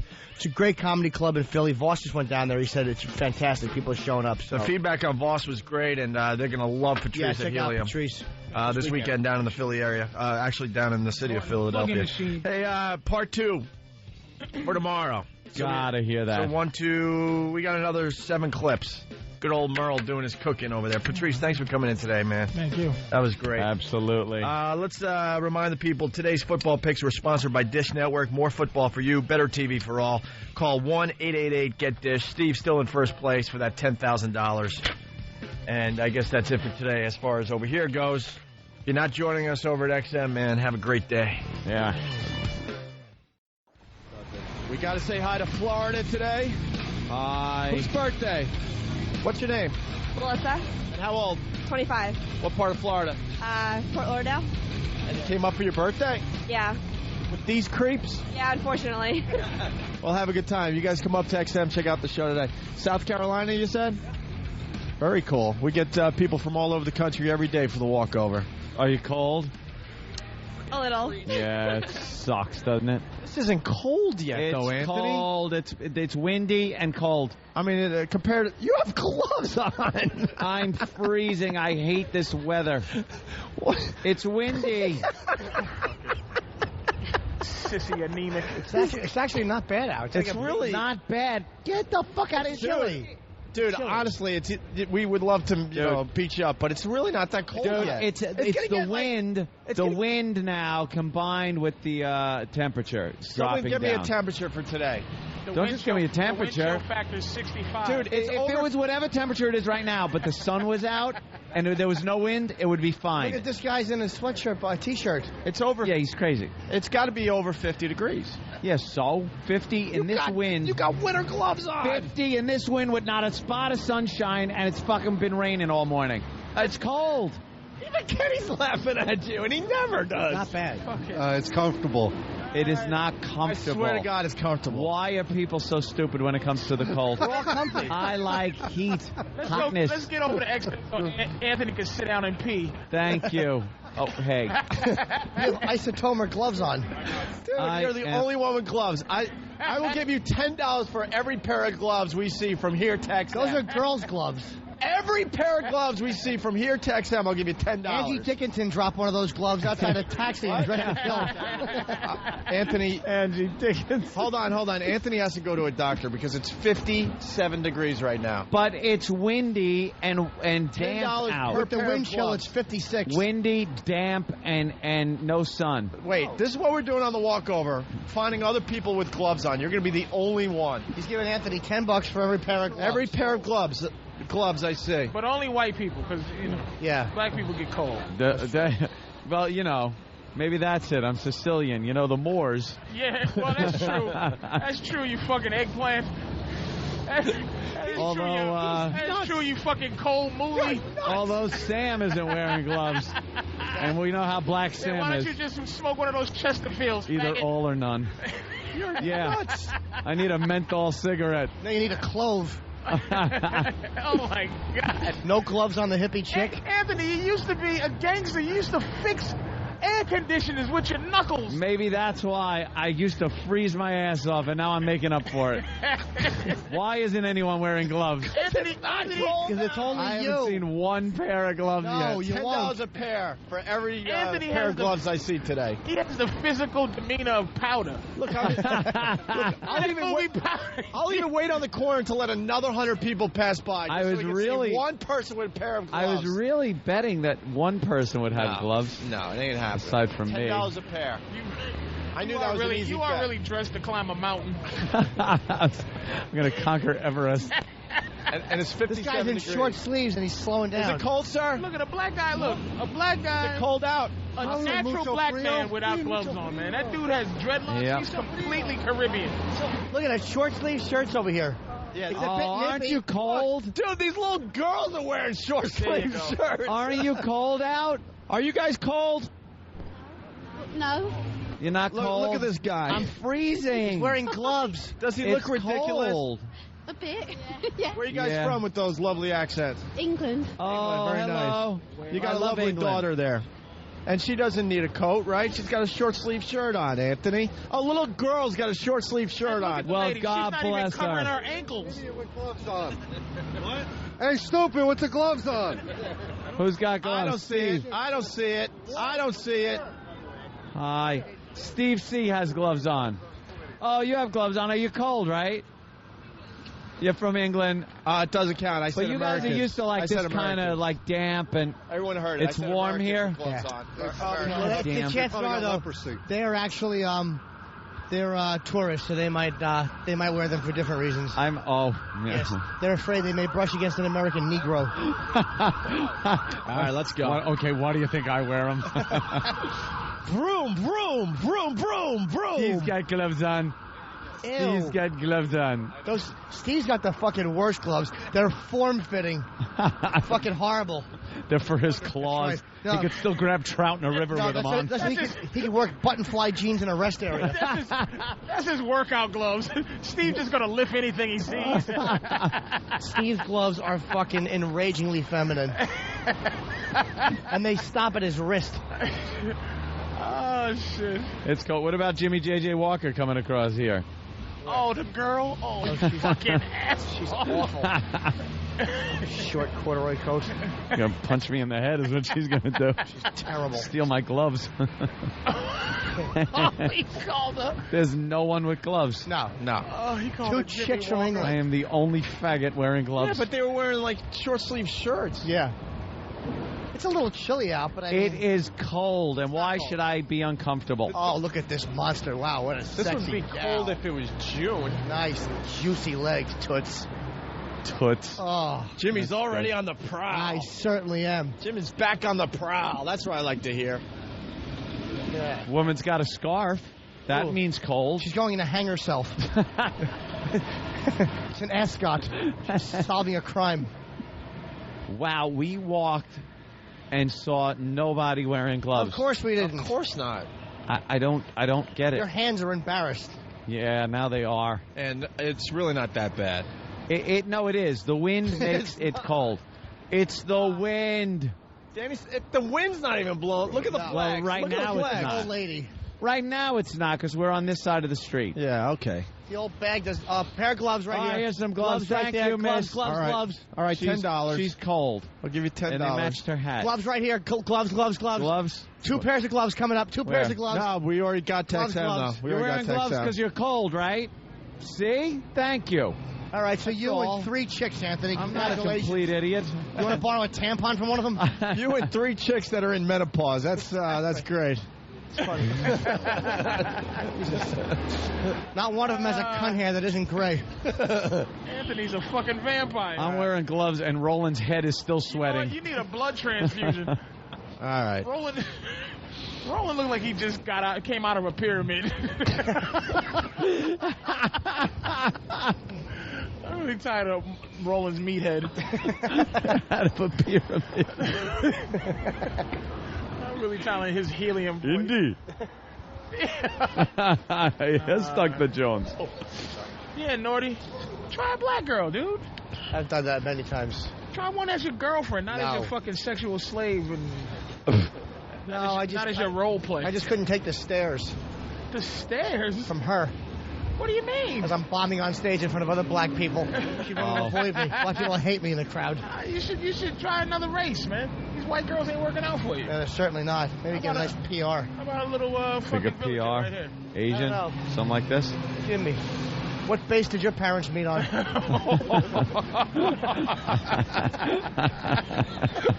What war?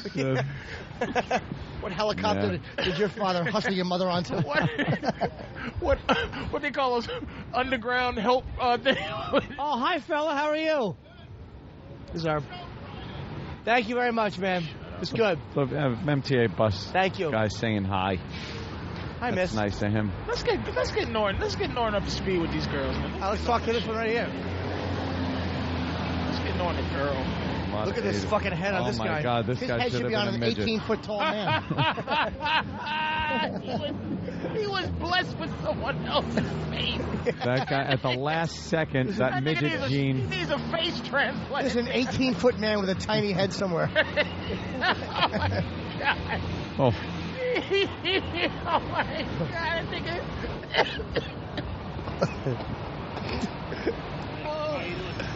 That's good. What's going on? What time can we come see you unlock those kids in your trunk? Miss? Drop something. Oh, God. Oh, there's a tattletale again. Nothing. Oh, tattletale. Tattletale alert. Tattletale alert. He's an Asian guy with really bushy hair. He bugs me. Oh, my God. Well, I don't see anymore. I'm what they call a faggot. I guess. Isolate what am I going to say? All right, lads, gentlemen. I was chilly. What can I say? Hey! Are you guys coming up here? We are, Opie. Where's Opie? Ready? I've been up here for 15 minutes. I'm not stupid. It's cold out there. Yeah, it is. You ass. Opie and Anthony. All right, welcome to the second half of the Opie and Anthony show. Yes, it's currently 57 degrees in New York City. Anthony was dressed like it was, I would have to say, 20 degrees. What's wrong, Danny? Oh, it's over here. Thank you. No, I don't know where it is. I gave it to Than. Here's Travis. Where's Norton sit? I think he sits over. So I sit here or here? It's better. Oh, yeah, sit near Anthony. Good luck. What? Will you let Patrice in next year? Yeah, I don't mind Patrice there at all. It's just stupid guests that. I'm only racist sometimes. Yeah. I'm only racist like right when I meet people. Then when I get to know them. Well, at least I'm fine. At least you try to get to know them. That's good. Some people don't even do that. So I am so pissed at that goddamn. What? What, baby? What? No turkey chili. Again? You say it every day. I ask every day, is anyone listening? Yes. Steve. Yeah. What is the problem with the goddamn turkey chili? Apparently, English is not the language with which to convey this very simple message, which I convey every single day that the turkey chili doesn't show up. I want it. Then no one gets soup. Right. Then it all gets thrown out. You're in violation. I want turkey chili. Open the window. That's it. Throw it out the window. Throw it all out the fucking window until I start getting turkey chili. Wow. Which one's that one? What did you get? Oh, it was made by the retarded cook. It's seafood Dumbo. Oh. And I do this for you. Thank you. And then I get fired. Go ahead. Heave it out the window. Yeah. I want to see that land on 57th. Bunch of motherfuckers. You don't care. Scalding soup on someone's head. Yeah. How many millions do you have to pay for that? Should we check with the lawyers to see if I would actually get fired for this? Oh, you won't. It's all right. Did I get fired for this? Dude, then we get the fucking 10 o'clock hour. Oh, yeah, good point. CBS, we work for two companies. I forgot. All right. All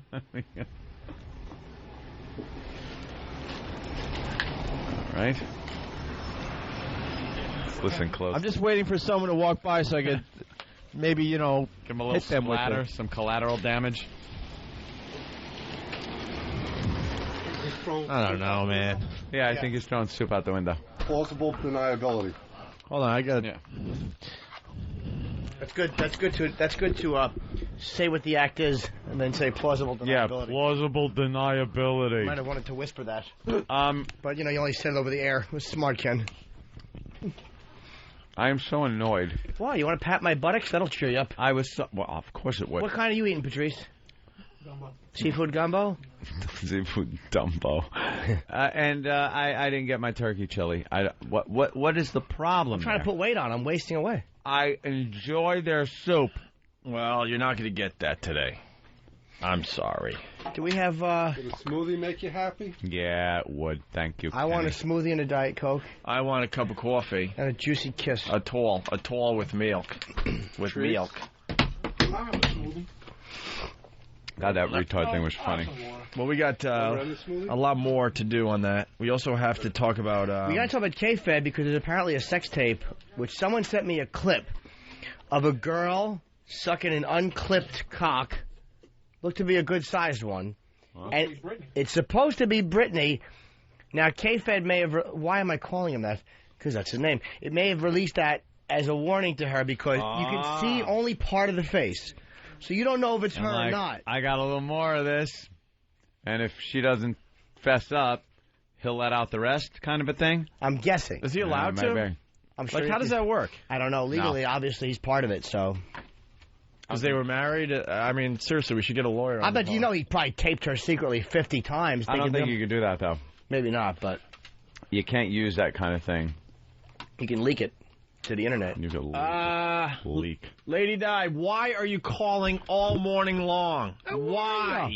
I've been trying to call you. Why are you calling all morning long? Why would you get the hint that we didn't want to talk to you?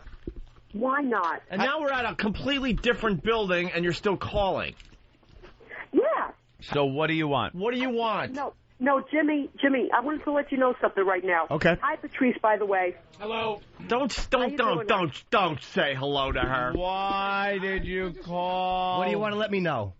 I wanted to let you know that I wanted to go to that show on Friday, but I could not go to the show on Why? Friday. What happened? I was wondering. Do you think No. anyone I had cares? to go down the shore with my boyfriend. She got to film a cooking show. I had to film a cooking show. I don't even know what that means. You don't even know what that... All right, hold on. You said, no, I'm not filming a cooking show. What does that mean?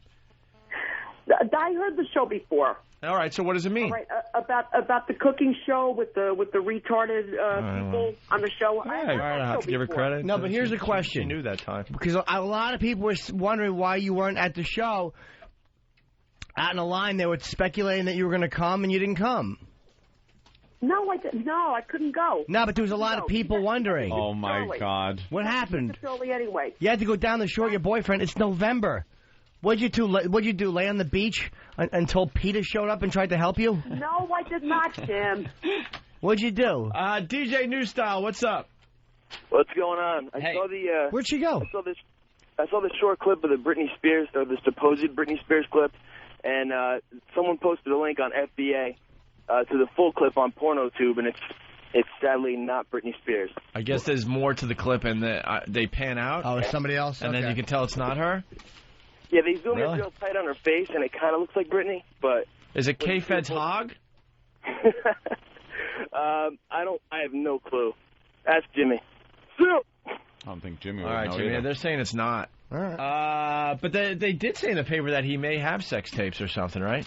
That's what they speculate, but Yeah. I don't know. Hey, Nick in Georgia, what's up? What's up, guys? If you go to defamer.com, Yeah. they prove it that it's definitely not her. All right, screw all that. Where can you find this clip? Go to defamer.com. They got the clip. Oh, they got the clip, and then they say it's not real? Yeah, they've got it linked. All right. Lady Di. Yes. Oh, how you doing? Do it again. What? Hey, you know what? I'm eating bread right now, and you know what you do when you eat I'm eating bread too. bread? Chew. Let it roll right now. See, got it? Because her husband got run over by a train. No. Stop with that already. Yeah, no, God forbid. Stop with that. Hey, thoughts Come and on. prayers, thoughts and prayers. Thoughts and prayers is right. No. Listen. Yeah, I'm listening. Why'd you call? I said, I wanted to go to Jim Norton's show. Yeah. But I just couldn't. I could not make it to the show. Why? That's it. So we're gonna next time. Yeah. Oh, you had to drop in on your son, right? She went down to the shore with her boyfriend. Man, what a catch you are. You found a guy that will take you to the shore in the middle of November. Down to the shore. That's like where you go in the summer, you douche. He has a house down there. Oh, that's wonderful. What did he do? Put you on the beach and hoping that Riff showed up and raped you? No. No? What does that mean? It's like that at all. You don't even know what that means. Not me. What does that mean, what No. Jimmy said? Yeah, what's it mean? I heard what Jimmy said. All right, what does it mean? Going down the shore and throw me in the ocean or something like that. No. Anything like that at all. That's not what it means. He had a nice reference there. What does it mean? What does it mean? Yeah, because you laughed like you knew what it meant. To get rid of me? No. And then she laughs. Her nervous titter. She's awful. All right, we didn't find Andrew, by the way. Someone's asking, where's Andrew? He was supposed to be on the walkover today. Oh, yeah. I don't know what happened with that. He's in the library, I'm sure, reading up on something. All right, let's get into some things. I earned that book. Let's get into some things here. How can we not get K-Fed in studio for an interview? Yeah, how would you turn down this show? 7,000 albums. 7,000 albums he sold? Oh, they did the K-Fed on the 20 on 20 channel on XM. They had to cancel a bunch of his shows. They weren't selling tickets. Then they just made him free shows, and he still had to cancel. Ew, free shows? Free shows, Yeah, people. They just don't care. Well, no Patrice said everyone hates him. Patrice said earlier, the whole world pretty much decided to hate this guy. That's a weird thing. Like that's hard to do. That's unbelievable. You think that there's a place where we all have this choice, and 7,000 people, even though it is 7,000 people, that's a lot of people if at one time. Right. But they not even half a Dane whole show. World decided to hate him. He ruined Britney Spears. People could see he's a leech and a scumbag. People could just sense that. People, and he's a white trash guy that wrecked this girl that everybody looked at as a hot chick. Like you not said. love her, but you could look at pictures of her and go, She's a sex symbol. all right, she's sexy. This guy wrecked her. As soon as he talked Fucking wrecked her. and said he was K-Fed and tried to be hip-hop, that's everybody hated him. They're like, oh, he's just a douche. Yeah, but aren't there other douches that, like Tom Cruise? I'm not going to call him a douche. Tom Cruise is a douche. But isn't he the type of guy people go, ugh? Yeah, sometimes, but he's Tom Cruise. And people enjoy He's a his contributor. work. They enjoy his work. He's earned his fame, at least. The guy, he's been acting for all those years. Kevin Federline earned nothing. Let me ask you a question. I think Tom Cruise, personally, is what he's supposed to be. He's what Hollywood has made him. Now, I don't know if Kevin Federline is what people are making him. Like, I think, what's it, Nicolas Cage? I think Nicolas Cage is not what they want him to be. You understand what I'm saying? He's a leading man guy. Like this super actor leading guy, I don't think he is what he is. I can't hate Tom Cruise because he is what he is. He's a box office hit. I don't know if I can make Kevin Federline what they're making him to be just because they told me that that's what he was. Because Britney didn't look unhappy. He took her. You know what? Let me tell you who's fucking up this Kevin Federline's ride.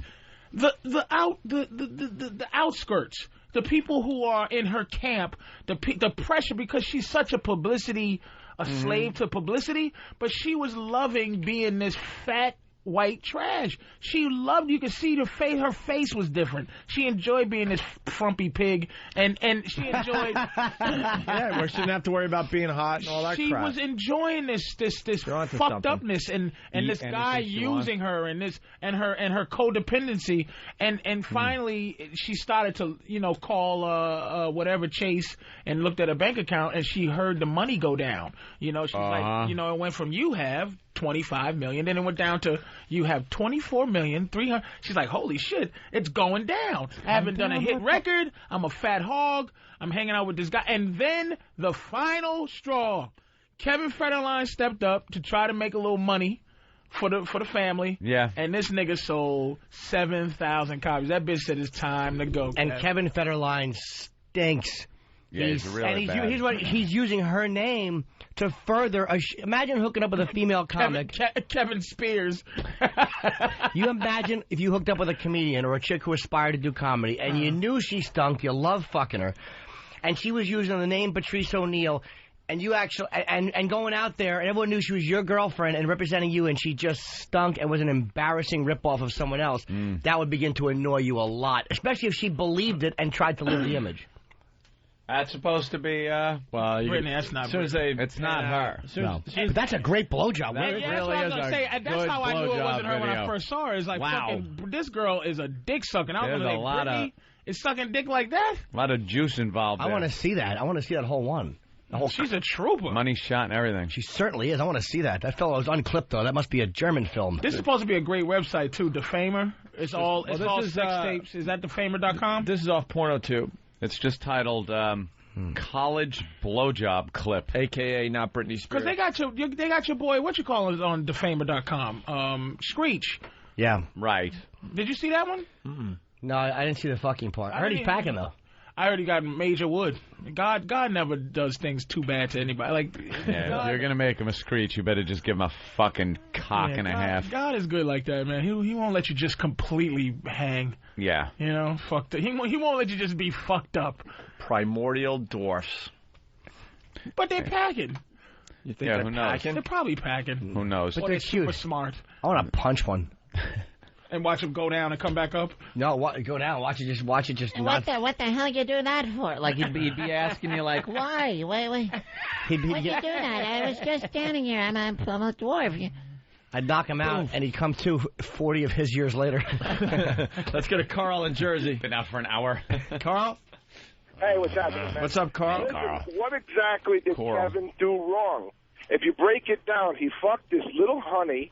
He got himself a nice piece of ass, tied himself to her with kids so he'll never worry about getting dough again, and try to have a little fun. Where's the downside? I'll tell you why people don't like him.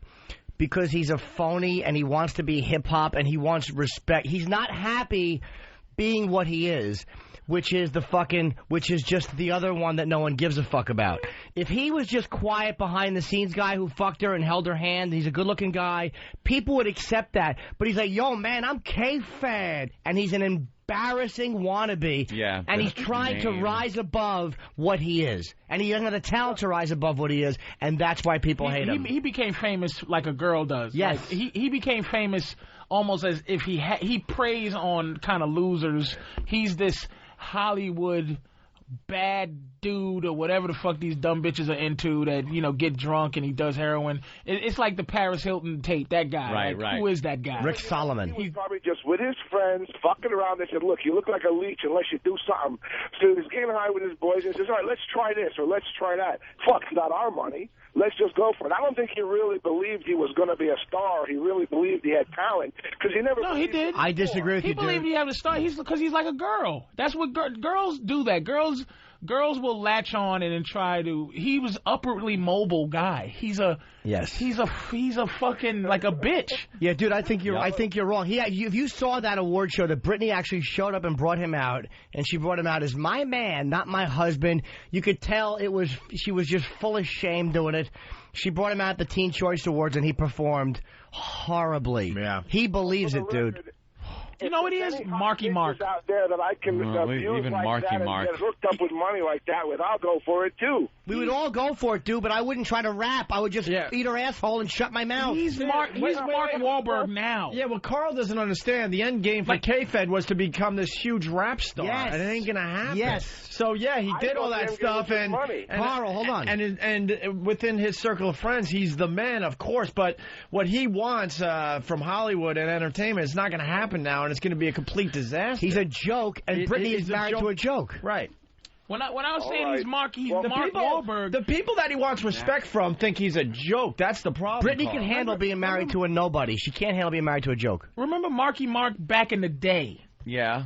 When being that was cool. Now Marky Mark is a respected actor. Yeah, but I'm he's saying an actor. Kevin Federline he's 15 years too late. But even Marky Mark put out a genuine hit, though. Even though we didn't like it, it was a financial success. No, I'm not disrespecting Marky. I'm saying that what Marky Mark was when it was cool to be that, like a hip, like Vanilla Ice. Like when Vanilla Ice could never exist now. No, you're like looking at a phony the white biggest boy joke. That's what ever. I mean. He is 15 years past. Right. Kevin Federline is what Marky Mark used Vanilla to be Ice when it was in. Actually legit back then. He actually had credibility. Right. And you look at it now He and still go, does. oh my God, shut the fuck Boom, up. boom, boom, bada, boom, boom. I dare you to not tap your feet today. I challenge you. All right, I'm tapping. All right, enough on K-Fed. He's done. No. He's done. I want K-Fed in more. studio. I want to do an hour more on him. Done. I just want to make. See, this is the thing. I wish I could just hit the lottery for a second, and one day, and make guys like this famous. Like bring them back, like Quentin Tarantino did and does. Like I'm just gonna say, Kevin Federline's not finished. I'm gonna make him act. I'm gonna make him do good acting. Put him in a movie. And he's gonna fucking get critical acclaim, and I'm gonna fucking put him in a goddamn movie and make him famous, like John Travolta. Like they took that fucking B actor and made him into. John Travolta was making those stupid fucking talking baby movies. Yeah. And Tarantino. First one was a hit, though. Yeah, a massive hit, and it was a comeback for him. He had after Saturday Night Fever in Greece. Travolta paid his dues in Hollywood, man. It was all about making a comeback. Let's go to IMDb. He had some disasters. Oh my God! Staying Alive, sucked a dick. Right. A lot of films. Voted one of the worst sequels ever. Yep. We should take a break because we're not safe. They might be taking the PSPs away from us because of the kids. Oh no! Have you heard this one kids? yet? Oh, porno. Porno. They're calling it the PlayStation Pornable. Ooh. Pornable. That sounds like portable. I saw a little bit. Someone's saying K-Fed's a male gold digger. Yeah, but I don't even mind Rumor that. has it he was cheating on Britney. That was a problem. She was pregnant and a mess. He's dumb, though. When you got Britney money, Christina Aguilera. When you're fucking Britney and you got that, just fucking shut your greedy face. You pumped a couple of kids out of her. Fucking just bang her. She's a sex symbol. All that money just to stay in some kind of shape and fuck her and be famous. And what a great gig. Stop aspiring to be something. You're a nobody. And you know he didn't want to have another kid.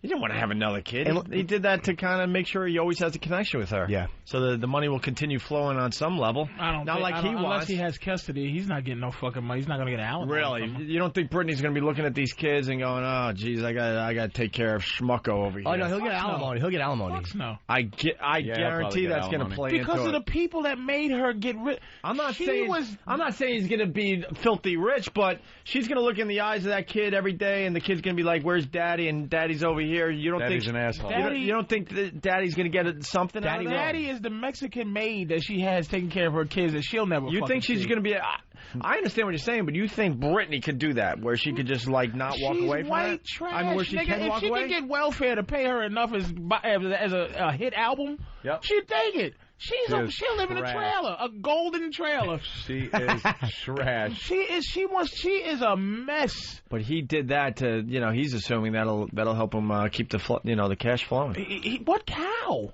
What cash? What cash? Britney's cash. He ain't making it. What do you even call it? What do you call the cash that she's going to be giving him? That kind of shit has a name. Is it child support? Is it alimony? Is it palimony? They're saying the prenup was so ironclad that he's going to walk away with nothing. Nothing. So you think Britney's going to allow him to completely go into like? Of course. It depends on what it. Two things. The only reason is because they have a kid together. They have kids. That's the only thing. That's the only thing. If they didn't have kids, she would love to see him rot in a trailer park somewhere. Absolutely, I get that. He's fucking that black girl again that he has a kid by in the first place. She's not stable enough to just let him leave and rot, knowing they had a kid together. Might be though the conditions that they left on. If he's fucking around and shit like that, that's going to go away eventually. Is what I'm saying. Yourself. She's going to fall in love again. She'll be in this great relationship. I agree with that. Blah, blah. But she'll see these kids and they're going to be like, "Where's my daddy?" Well, he's in this trailer park over it. Well, why aren't you taking care of daddy? I guarantee Brittany Baby will work to get her back. Brittany Baby. Brittany Baby means some type of cash. Come on, baby.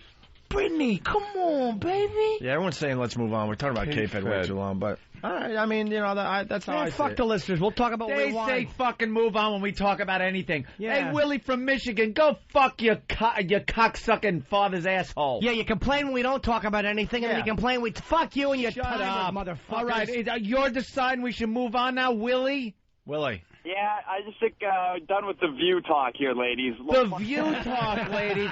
Go shove it up your ass, shit Willie. Your hat. Good language for your mother. I kind of agree with Willie. Fuck Willie. I know. Willie's a cunt. We might as well start, listen to these fucking jizz buckets. Syncing up and having our periods together. All right, Willie. Yeah, I got to drop the cycles, boys. All right, shut up. All right, when we get back, let's talk about it better PSP. be good then. PSP. PS porn? Yeah, I think this will be pretty good. All right. Because the news is just ridiculous. Oh, I don't know. I'm concerned Gotta protect the children. Gotta protect the children. The latest, I like that goddamn retard. The latest protecting the children. We could continue with that. Nah. Why don't we bring the second half of those clips? We could do that. It's, whatever we're doing. Patrice playing Helium Comedy Club starting Thursday night in Philly. Thursday, Friday, Saturday. Sunday show? No. Thursday, Friday, Saturday. Helium Comedy Club in Philly. Thank you. No soup. Huzzah! I gotta cast a spell on you. All right. CNN just showed a montage of police beatings. Well, the latest one is a couple of cops got in trouble. Video ended up on YouTube of cops trying to cuff this guy, and the guy was resisting, apparently, from what I could see from the video. And one of the cops was just pounding this guy in the face with his fist. And the guy still wouldn't put his friggin' arms around his back. What are you supposed to do? The police were doing a good job on this particular roll him over, right. I think the police were doing a good job in this particular situation. You could see they were trying to grab his arms, and he was resisting. No, I'm saying thank God he's a white guy. Thank God he's a white guy. Then they showed a close-up of him, and he looked like an Arab, which then would seem like the cops would get a medal and off the hook. But then they started showing a montage of clips of black leaders talking about this. There's a lawyer named Kwaku Duran. Whenever you have a black person with a K and a W in his first name, you're trouble. Finished. There's trouble. It's a made-up name. No, he didn't call Kwaku. So they showed some clips then of some past police beatings. They showed the one where the black guy is on the hood of the car, and a white officer just clocked him in the side of the face as he was cuffed. That was a great shot. Boom. And then the what I like to call the Godfather movie of all beatings, the Rodney King beating. And then some other beating out in a field where there's a helicopter. I don't know, these cops. It was a kick. When there's a helicopter above the scene and the spotlight is shining on the guy, you shouldn't hit him. I'm thinking maybe the cop should have some restraint. But I've seen a lot of these things, these chases, and a lot of these cop video shows. And when you're chasing a guy and he's almost killed 2 or 3 of your fucking partners, and you finally get him down, and he puts his hands up or, gets out of the car and goes, all right. The cops are so pumped and full of adrenaline. So what, man? You punch him in the fucking face. They're trained to not, they're not supposed to have emotions, dude. I'm supposed to be able to shoot at a cop and not kill him. And they get me, and I'm supposed to go, hey, I tried to kill you, but I didn't. Perfect world, you got my man. Me. You got right. me, officer. Not even in a perfect world. That's human not realistic. Beings. You gotta You can't have that kind of a domain over somebody's personal space and call yourself a human being. You should think I should be able to smack him in his face if I think he's out of line. Then it would happen a lot more often. Well, no. Who's able to? Can I punch a cop in the face if I think he's out of line? No. We give them certain liberties. The public. As the public. We the people. You watch American History X. We the people. Edward Norton's character had a great speech in that, a couple of great speeches in that, but one was about the police and how we give them certain latitude to do things to keep the peace, things that we wouldn't do as people. We give them certain what would you liberties. do that a cop would do? We give them certain liberties, chase criminals, and then when they catch them, work them over a little bit. But they only chase criminals. You would chase a criminal if I told you that was what you supposed to do. No. They chase criminals that are hurting people other than them and their families. I would protect someone close to me if I had to or tried to, but I wouldn't protect a stranger and endanger myself. And most of the time, that's not what they're doing. Most of the time, they're fucking with me because I got a legal tint. Because I don't want anybody to look Why at do my you have fucking an illegal tint? I don't because of me. Do they stop you for illegal tint? They fucking stop me all the time for illegal tint. I got stopped for that when I had my you should have a legal tint. Did you get? You should have a legal tint. You should have a legal tint. You should have a legal tint. My tint is perfectly legal on the caddy. I'm legal tint caddy kid. You are. But you should be able to have a little bit of. They don't spend most of their time chasing. Okay, when there's some real criminal shit going on, they have to. They can't go. Hey, ain't got nothing to do with this fucking shit. But I'm gonna tell you something. They can't. They're from New Orleans. If you see a felony happen, you can as a citizen, you are supposed to help stop felonies. You can't just turn your back on a fucking felony. That's against the law. You watch me. I'll turn around. But that's what I'm saying. Away. The only time they really do their job is because they're supposed to. They don't go above it. They go above and beyond the Call of Duty when it comes to fucking with you. But when it comes to sitting in a bush and coming out and saying, "Dude, I can't see your license plate." But just by doing their job properly, though, when they are doing it properly, they are literally walking up to cars.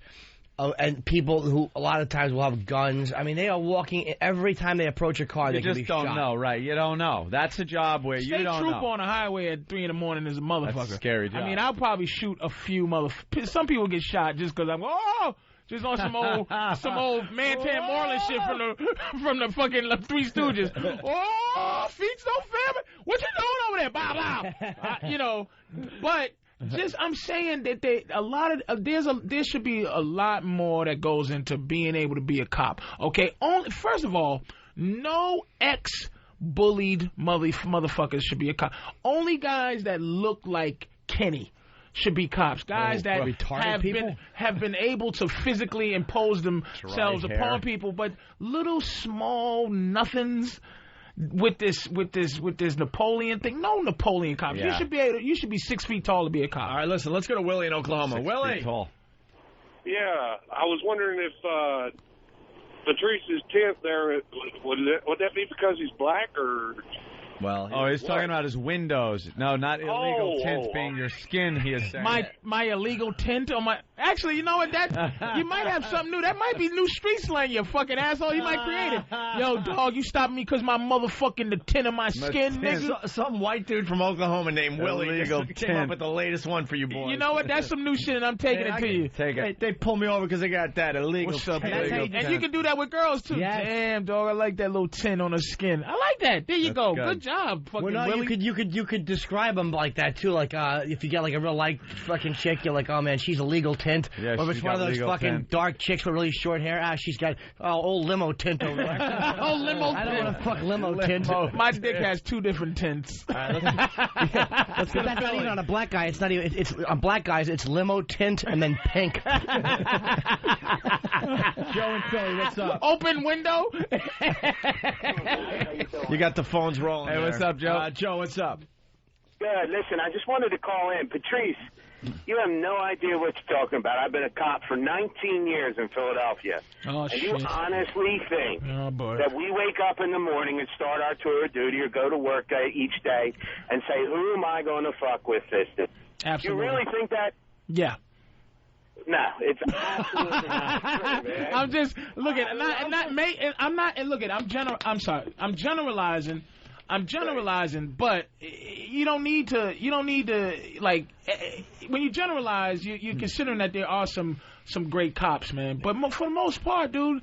Okay, put it this. Let me ask you this question: You don't think there are any cops that go out during the day and go, I'm just gonna be a fucking dick and fuck with my wife, fuck with me this morning.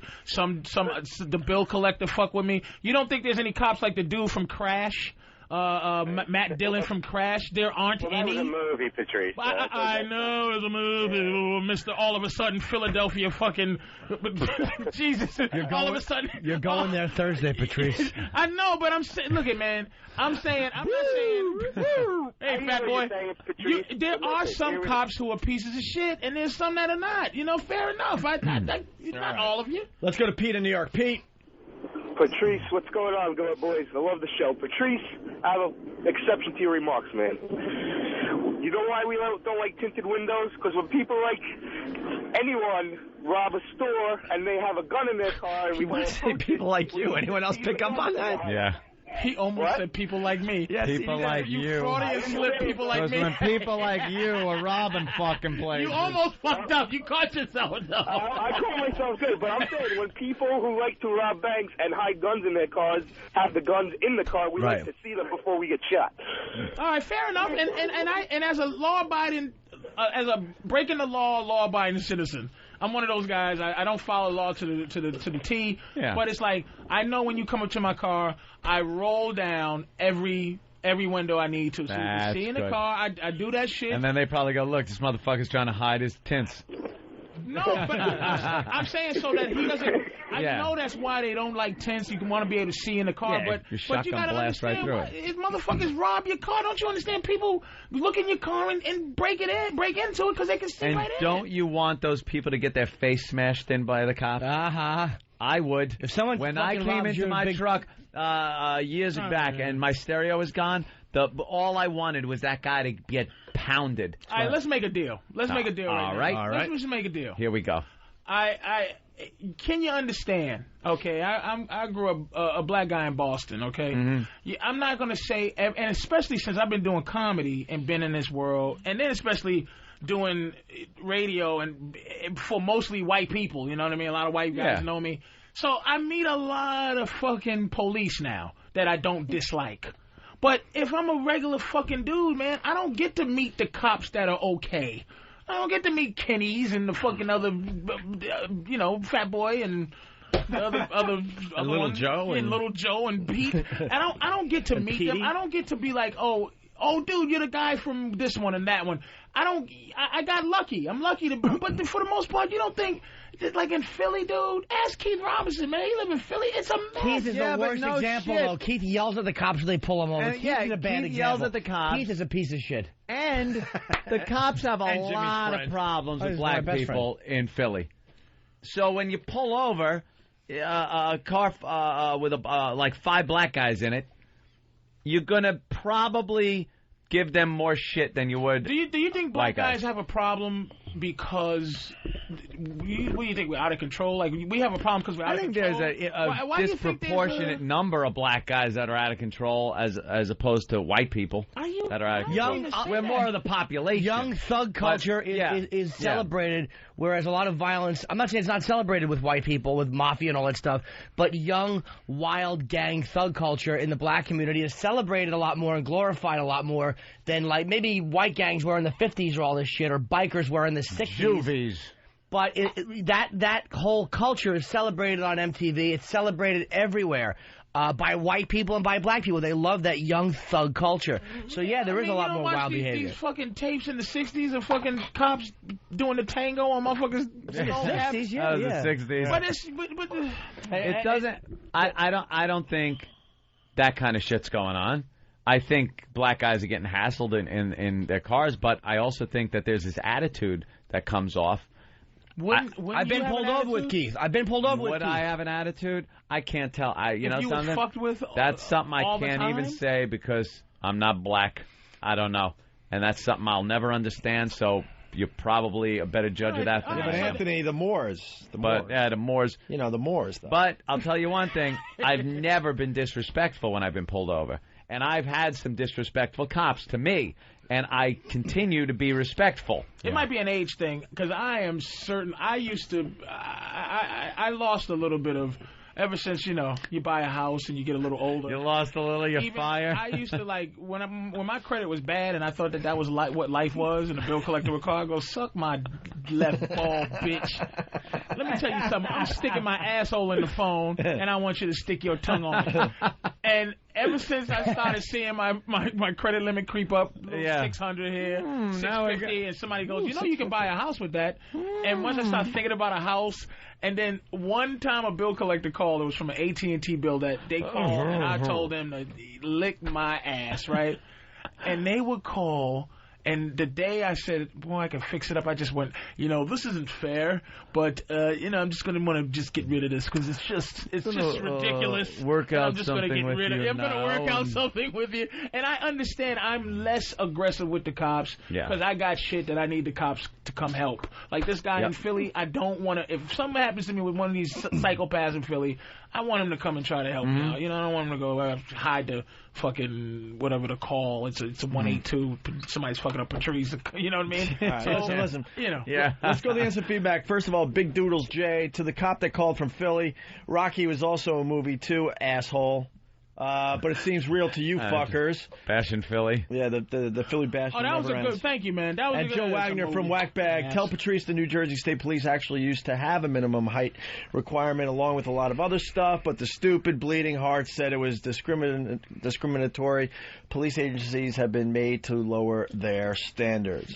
With that, we say a big motherfucker to protect my shit. With that, we say hi to Keith the Cop. Keith. Yeah, and that was the same in the city too. You used to have to be like 6'2" and Irish to get the job. But, it comes around. Times change. But, like what Patrice is saying, the other night I pull a guy over. I'm in the right-hand lane at a red light. This dude comes ripping up on the right-hand side in the parking lane, goes all the way across 4 lanes of traffic, all the way back and forth. I chase him out 6-7 blocks. I pull him over. He happened to be a black gentleman with dark tint. And the first thing is, can I know what I'm being stopped for?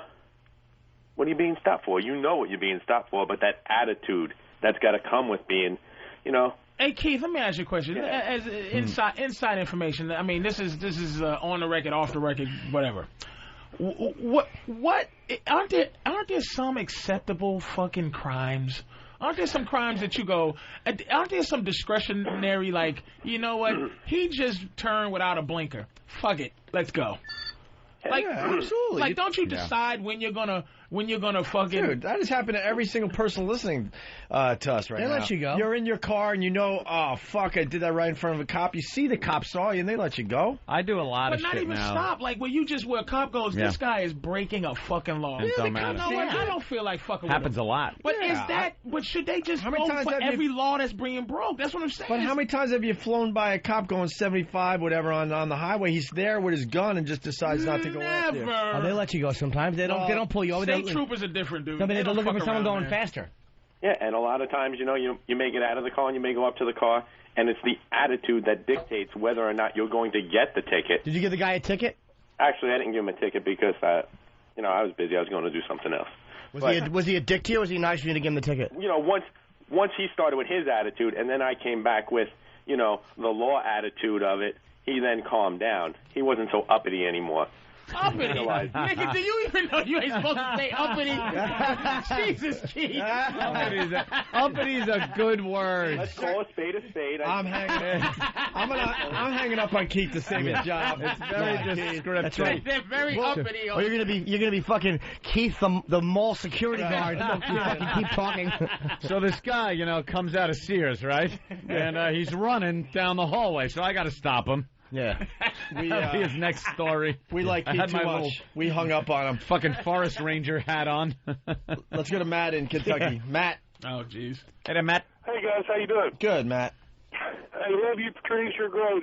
Your laugh is hilarious. And the reason I called, you guys ain't going to believe it, we here in Pike County, a midget for a deputy sheriff. You got a midget. Deputy sheriff?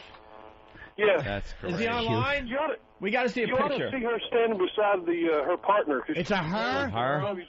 Oh, my God. I know why they hired her, by the way. Because her partner wants his dick sucked, and she stands there and he just fucks her mouth with her. He pins her against the door and fucks her in the mouth. And his knees tink against her little star. It's because she covers every group that they have to hire. Yep. What county? Is she black? She has to be black. What county? Pike County. What? Pike County. Ike? Yeah, Pike. Oh, Pike County. Is she a Puerto Calling Rican? all blacks, move to Pike County.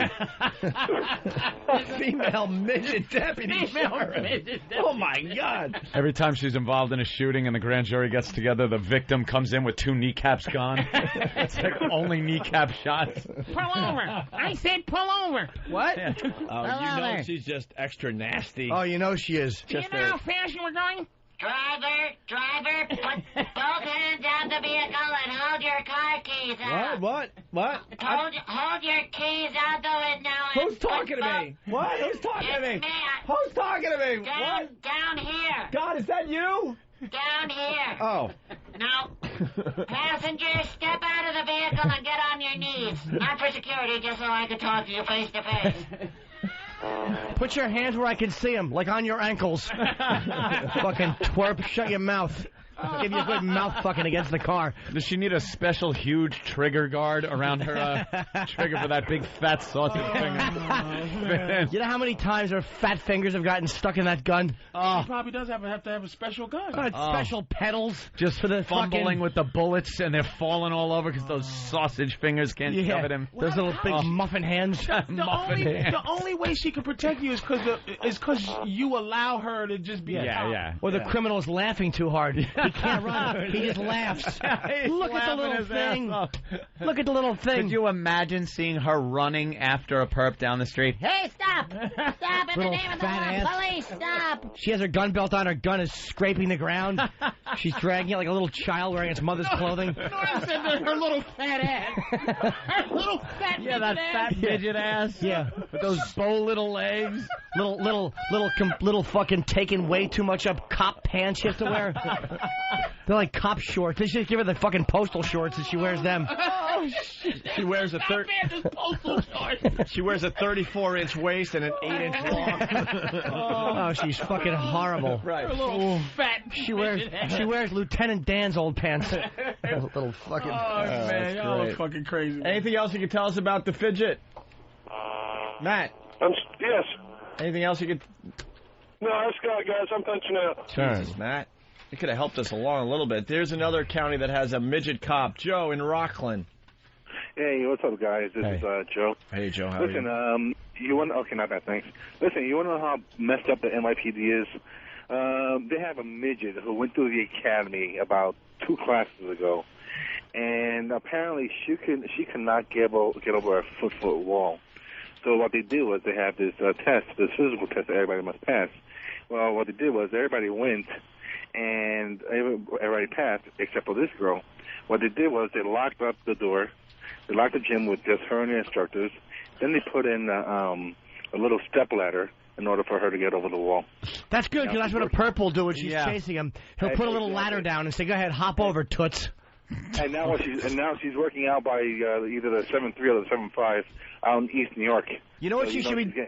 I'm sorry, go ahead, Ben. She's getting chased every day by some crack dealer out in the corner every day. And, I would just sick my pit bull on her. You know what she ought to do? She ought to be a police mascot. She ought to paint her face orange and run around yelling positive things about the police in the station to amuse the officers. She should be forced to run around with an orange face. Or do the job William Dafoe did in Platoon. Just crawl around in holes and find stuff. Find bad guys in little holes. She should be like a drug-sniffing midget where she trains and they just put her on a leash at the airport. That's right. Let her smell your bag. And she opens your suitcase and walks through it. She sniffs it. Sniffs it. It's Coke. Yeah. I'm smelling some cocaine and dirty underwear. We're going to have to check your bag. Hey. Can I read a few of these from the instant feedback? The boys are on top of this one today. Potsy from Brooklyn. The crook is laughing, hyperventilating in the back of the police car. There would be no need for her to chase. Kevin from Connecticut. I would run away backwards so I could watch the midget cop run. Tim from Boston. You could probably still get away by running backwards and get a good laugh watching her run. With those little elbows, those misshapen bony elbows, rocking back and forth sideways. They're killing on the instant feedback. Tim, wow, and it's updating way too fast. I lost Tim's. Hold on. Tim from Boston, the short, stubby arm of the law. And Meat Stick from Coatesville. Stop in the name of the Lollipop Guild. Twerp. That's just great. Have a midget cop. Of course you can't. You just got to give up on society when they start lowering the standards. You know what they should do at midget cops? To the police academy. If you're a midget cop, they should put you on top of the desk, and whenever like a cop walks by, if he's bummed out, you should be forced to do a little midget dance to make him happy. Like you're a Christmas ornament. They should dress you like in whatever seasonal garb is appropriate. Yeah. Like a curly cop shoes. Like, yeah. With a little hat for a Christmas elf. You know those fucking wind-up Santas? That's what you should do. You should dress like that when the cop go like that. You should be forced to sing a Christmas song and dance on the fucking top of the police blotter desk. Oh, my God. Mr. Torrance from Whackbag. Always good for one. Oh, it updated. Damn it. Okay. She should be forced to walk the beat with the stepladder strapped to her back in case she needs to get up on a curb or something. I wonder if you put water on her, does she turn into other cops? Don't feed her after midnight. Yeah. Oh, God. All right. There's always one. Debbie from New York. What's up? How you doing, guys? Hey. Hi, Debbie. I'm 4'11". Jimmy, you know how short I am. I do. And you know what? I don't believe that. If you can't pass those standards, which I did, that's just crap. I passed all the standards. I actually won the physical training award. You know, yes, I get a lot of jokes because I'm short. But you got to keep up. Are you a midget? No, I'm not a midget. No, she's not. I know her. She's not. She's actually not a midget. Sorry, Debbie's a midget. 4'11"? 4'11" is officially midget zone. No. Look it up. What's a midget? Anyone under... 4'9". Oh, 4'9". Are you sure? What did you run the 40 yard I heard dash anyone with under those 5 legs? is in the midget category. I run an You're a 8 tall mile. midget, but... I can chase them. You know, she's in amazing physical shape. I gotta vouch for her. She's You in chase him and then hold on to her perfect leg physical until shape. someone else shows up. Oh, no, I just, like, kind of gnaw at their ankles until they fall down. All right, Debbie. But, you know, I keep up with it. I have to. Now, Right now, here's the thing. Why would you no offense, Debbie, or maybe offense, I don't know. But why would I allow someone with the bitterness towards society that a 4'11" person would have to administer justice fairly? How can you do that, knowing that you have never been dealt a fair shot, so you are getting vengeance towards society from being 4'11"? Who the fuck is going to respect you and ever has respected anybody 4'11"? From a physical standpoint or an authoritative standpoint? Why would I respect you? So you're going to abuse the law. No, I don't abuse the law. What I do, you know, if you're cool with me, I'll be cool with you. And I get a lot of respect if I'm cool with them. But as soon as they disrespect me, all bets are off. What if you're faced with like a 6'3" huge guy, and you got to take him? You're the only one there. What are you going to do? I've dealt with it. I've had to deal with it. And what do you do? I've had to fight him. That person technically can beat the crap out of you. I don't care what they aren't could you more totally overpower and aren't you more tempted to to fire shoot him off around? Do you pull your gun out every day? Because that's what I would do. I'm tempted to shoot a lot of people sometimes, but I don't. That's why I carry a big stick. Well, a small guy can have that too, though. A guy can have someone 6'5" beat the shit out of him. I mean, you know, anybody can. Guy's a guy. He's a guy out on comp right now. He's not a big guy, but he's really strong. Well, he got beat up by a 12-year-old girl. Hey, do you get respect from the other cops too? Yeah, I do. I would think they wouldn't respect you. How many rounds does a David and Goliath slingshot hold? 16? Oh, about 13. All right, Debbie, you're very brave to call the show today. Bye, Debbie. Let's go to Madonna Mike. Mike. What's up, boys? Hey there, Mike. Jimmy, good show Friday. Thank you, buddy. Hey, Patrice, did you just get called uppity before? He did. Patrice got called up. No, he didn't get called uppity. The guy said, Keith said uppity, but not to Patrice. Yeah, not to me. Patrice knew not to speak up, though. Shiftless, maybe, not uppity. Shiftless. Jesus Christ, do you know me? Jesus. Maybe there is a problem with I got up at 7 in the morning to come here. I love you, Patrice. All right, by the way, Debbie's lucky. Thank you. Hey, Debbie gets respect. Yeah, sure she does. All right, Mike, thanks. All right, boys, bye. I'm sure she does. Midget starts at 4'10". Oh, I heard under 5, but it's 4'10". So she got that off on a technicality. Yeah, That's she what just knew got that. up. She's probably like 4'10". Yeah, but if she's admitting it or something. This seems like my sister is short, man, and she says she's 5 foot. That means she's 4'11". So Debbie's 4'7". You think? Yeah. If she's admitting to 4, what did she say? 4'11". Yeah, she's definitely shorter than that. It's just how it works in the big city. You're in violation. You're in violation. Well, that's cute. By the way, I have a problem with Borders Books in Buffalo. Borders Books in Buffalo. I want to find out Buffalo? When was the last time you were in Buffalo? No. Here's the problem. Borders Books. I want to find out if it's true. A fan in Buffalo emailed me, said he was in a Borders, and he asked if they sell Jim Norton CDs. And the guy went, who, that comic? He hates everyone. Why would we sell his stuff? Oh. Now, I want to find out if that's true. I don't know how many Borders are in Buffalo. Commend the man for keeping your trash out of his store. Absolutely. Yes. Now, that will just be addressed in the harshest manner possible. Of course. If it's true. All right. We got to get into the PSP discussion. I want to slap someone in the head taking that personal fucking... Well, considering that Borders probably sells Mein Kampf and other books of that ilk, on the comedy section. Oh, damn it, beat me to it. Yeah. I just don't see mine as being that. That's where those Jimmy Norton CDs should be. Mein Kampf. Mike in Jersey, what's up?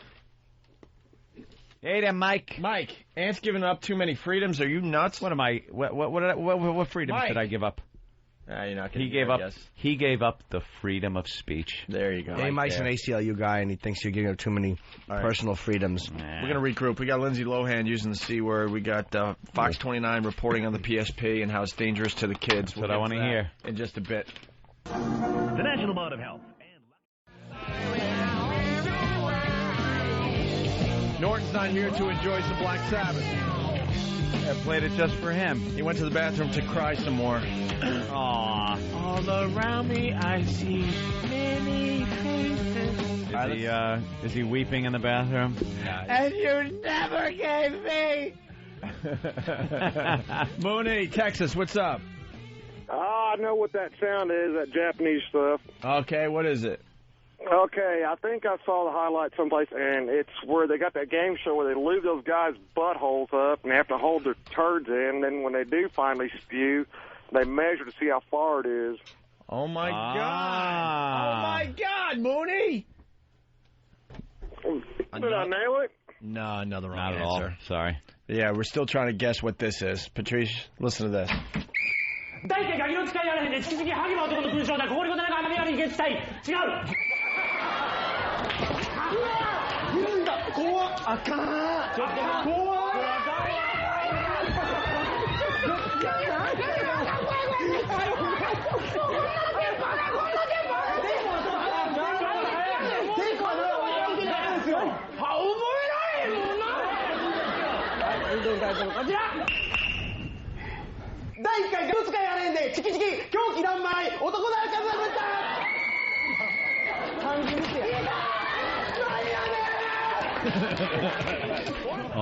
Another wrong answer. Still trying to figure out what that is. That's great. I would hope it was 3 seconds after the Enola Gay pulled that left-hand turn. That's what I'm hoping it is. All right, here's a quickie before we get into that PSP story. Lindsay Lohan says Paris Hilton is a cunt. Yeah. Yeah? Oh, yeah. Where'd this come from? E.T.? Yeah. And Lindsay Lohan. Let's get the E.T. music. We haven't heard Anthony's E.T. reporter voice in a while, where they overpronounce everything. Well, there it is. Tonight on E.T., we'll be looking at Brangelina and Tom Cruise and Tomcat and what they're up to. And Lindsay Lohan calling Paris Hilton a cunt. A cunt. Tonight on Entertainment Tonight. How did they get this? Paparazzi camera. Paparazzi. A lot of good stuff. The paparazzi. The video camera rolling and. Well, they collect a lot of stuff and then they, farm it out to ET and all that. Yeah, but they can't play this on regular TV. So we got it for you here on satellite. You look beautiful, Lindsay. Wait, with Paris tonight, Lindsay? Lindsay, we love you, Lindsay. Yeah. That's enough, man. Paris is a cunt. I'm sorry, Lindsay, what did you say? The what? Lindsay, Paris is the what? She's a cunt? She's kidding. Why is Paris a cunt? All right, Lindsay, why is Paris a cunt? We got you saying a second ago. Tell them dirty gay thing. Paris is your friend. Lindsay loves Paris. Oh, I love her. No. Wow. And then like, why she come? Why she come? Well, we got you. Make It's sure, like, we got you. She said cunt, though. Yeah. Make sure she said cunt. Listen. Paris is a cunt. What do you think she's saying? Cut? That doesn't say cunt. Yeah, it does. She did not say cunt. Paris is a cunt. That's not cunt. That is so cunt. Is it cup? Why must I Cunt? always disagree You calling with it white a people? cut I or don't a cup? hear differently. What is she saying? Let's ask the studio audience. It's Cunt? cunt. Not even one. What is it? What could it possibly be if it isn't cunt? She probably, you know, how you don't finish sentences or something. It was Freudian, but she didn't. There was no cunt. Damn rich cunt. No, Paris I said. kill rich cunt. She said Paris is a cunt, and that's why her people going, she's kidding. She went, I'm kidding, and then you hear people going, ah, she's kidding. Probably her publicist who knew it was bad, and they're going, well, that's why they panicked. If she would have said anything else, the reaction never would have been that way. Can you slow that up? Paris is a cunt. What do you Paris is a what then? That sounds like. There's no one that fucking doesn't think that doesn't sound like cunt. Fan, that said cunt. Sounds like cunt to me. But listen to the reaction. Absolutely. Listen to what the other people say. And listen to Lindsay what she says. Okay, go Listen. ahead. And you can hear the gasp. Yeah, someone is DJing a light bulb, but he's always good for stuff on the show. He says, listen for the gasp right after she says it. Yeah. All right. You look beautiful, Lindsay. Wait, with Paris tonight, Lindsay? Lindsay, we love you, Lindsay. Yeah. That's enough, man. Paris is a cunt. I'm sorry, Lindsay, what'd you say? The what? Lindsay, Paris is the what? She's a cunt? She's kidding. Why is Paris a cunt? All right, Lindsay. Everyone heard it. People hear the and then you hear the publicist. She's kidding. Yeah, they're fucking pukey publicist. But that was everyone heard it. Even people right there heard That's it. their jobs. He said cunt. All right, Lindsay, why is Paris a cunt? We got you saying a second ago. Tell them Dirty J's in the tank. Paris is your friend. Lindsay loves Paris. I love her. No. Lindsay just said, I never said that. They go, we got you. We got you saying it. We got you saying it. We got you. Oh, they know they got it. Vultures. They got her. They got her. She said Paris the cunt. She was just being playful. I didn't know she meant it. She might have just been like me. You know what? Where's Anthony? Yeah, He's if a somebody douche. said, yeah. She meant Oh, it. I was thinking the same thing. If someone came up to me and was like, hey, where's Jimmy Norton tonight? Jimmy Norton's a fucking asshole. Yeah. You know? And it would be like, you know, oh, my God. Oh. Now, they're all competitive. She meant it, and she got caught. Probably. No, I didn't say that. I meant he's probably fucking an asshole. No. He said... tranny? No. He said... She's probably somewhere filming herself sucking someone's dick. That would have been like, oh, ooh. This is what she said. He said, I can smell your cunt. What was that, Patrice? That was cunt. That was cunt? Yeah, that one was, right? Okay, listen. No, cusp. She's a cusp. And multiple makes said, what did we say? Oh, I never say that. I threw jism in her hair, but I tossed a load on right in her face, as he should have. Let's move on to this. We got to protect the children from the PSPs out there. Yeah. The PSPs are causing all sorts of problems. Very dangerous. Are the words PlayStation Portable going to end up on your kid's Christmas list? PSPs are good, clean fun, right? So why are they also known by the name PlayStation Pornable? Fox 29's Robin Taylor has some information that'll really open your eyes. We don't want to spoil anybody's Christmas, but there are hidden dangers parents should be aware of. I'm sure you wouldn't give your child pornography, but you just might be giving them access to it with today's most popular electronics. How about this, twat? Don't give your kid a TV or a VCR or a DVD player or a computer because they can also watch pornography on that. They could get it on that, too, but Jesus it's basically Christ. made for fucking gaming. And don't give them uncles. Anything you have that has some kind of wireless connection to the internet, you're going to be able to download porn from. This next clip, you got to keep a visual in mind here. A seemingly harmless device can be dangerous, and the end of the clip, when the reporter says Pandora's box, still frames of porno, a swastika, and the KKK. No. The little girl's name is Pandora, and there was something apparently damp and staining the seat. Portable gaming devices are all the rage, with a generation of teens convincing their parents they're a must-have. Yet these seemingly harmless devices can do more than play football or race cars. Inside is a high-powered computer that, with a Wi-Fi connection, can access the internet. A parent can watch their child on the internet in the kitchen, in the living room. But with this, you can take it anywhere. And that opens up Pandora's box. Sound like a Rubik's Cube commercial. Wait, yeah. A cereal music. The hell with awful music was playing during that. So what's the deal? It's like a Wi-Fi or some shit? It's a Wi-Fi? Yeah, you can get online so you could play online games. I understand all that. With people. And the second you're able to do that, you could also access websites. So that's what people have been doing. I don't know if can you play online? Yeah. Yeah, play online with that. Yeah. And they were saying that the children might use that to access pornography. Well, I was having a problem networking mine into my computer network, which really pissed me off. Anytime I try to network computers, it's like it takes fucking forever, and then I get it and go, oh, that's what I had to do. And then when I have to do it the next time, I completely forget what I did. I'm not a network guy. You got to call Mark Cuban, though. That's what he does. Used to do. All right, here we go.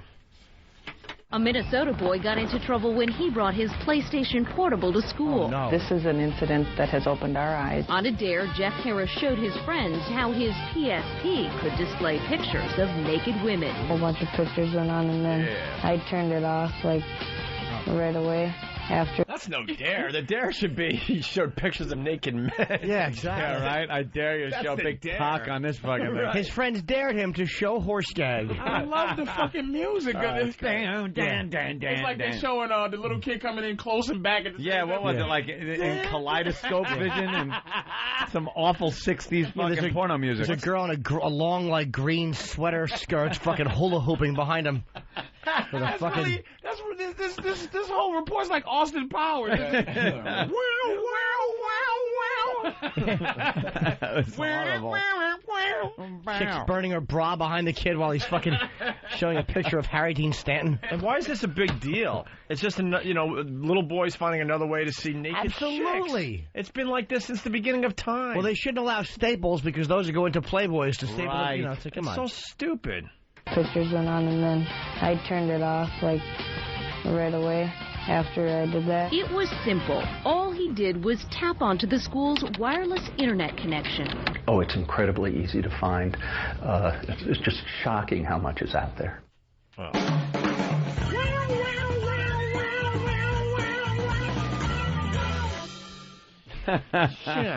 PSP. That's great. So they're looking on at a dare. They're looking at pornography. Oh yeah. boy. How we used to bring in Playboy, like ripped out pages from Playboys, and you'd be in school in the playground, and it was like drug deals going on.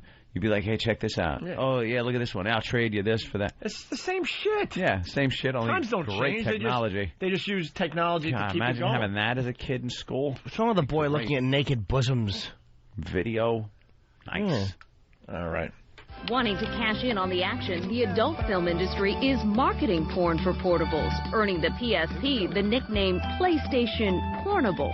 Fortunately, without credit cards, most hardcore porn is out of kids' reach because it is a money-making business, and the pornographers aren't interested in giving porn away. If you don't have a credit card, the pornographer doesn't want to deal with you.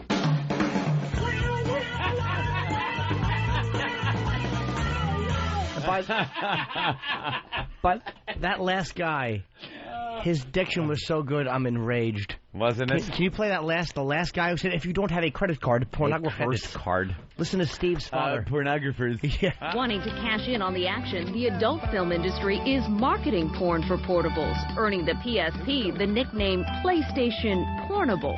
Fortunately, without credit cards, most hardcore porn is out of kids' reach because it is a money-making business, and the pornographers aren't interested in giving porn away.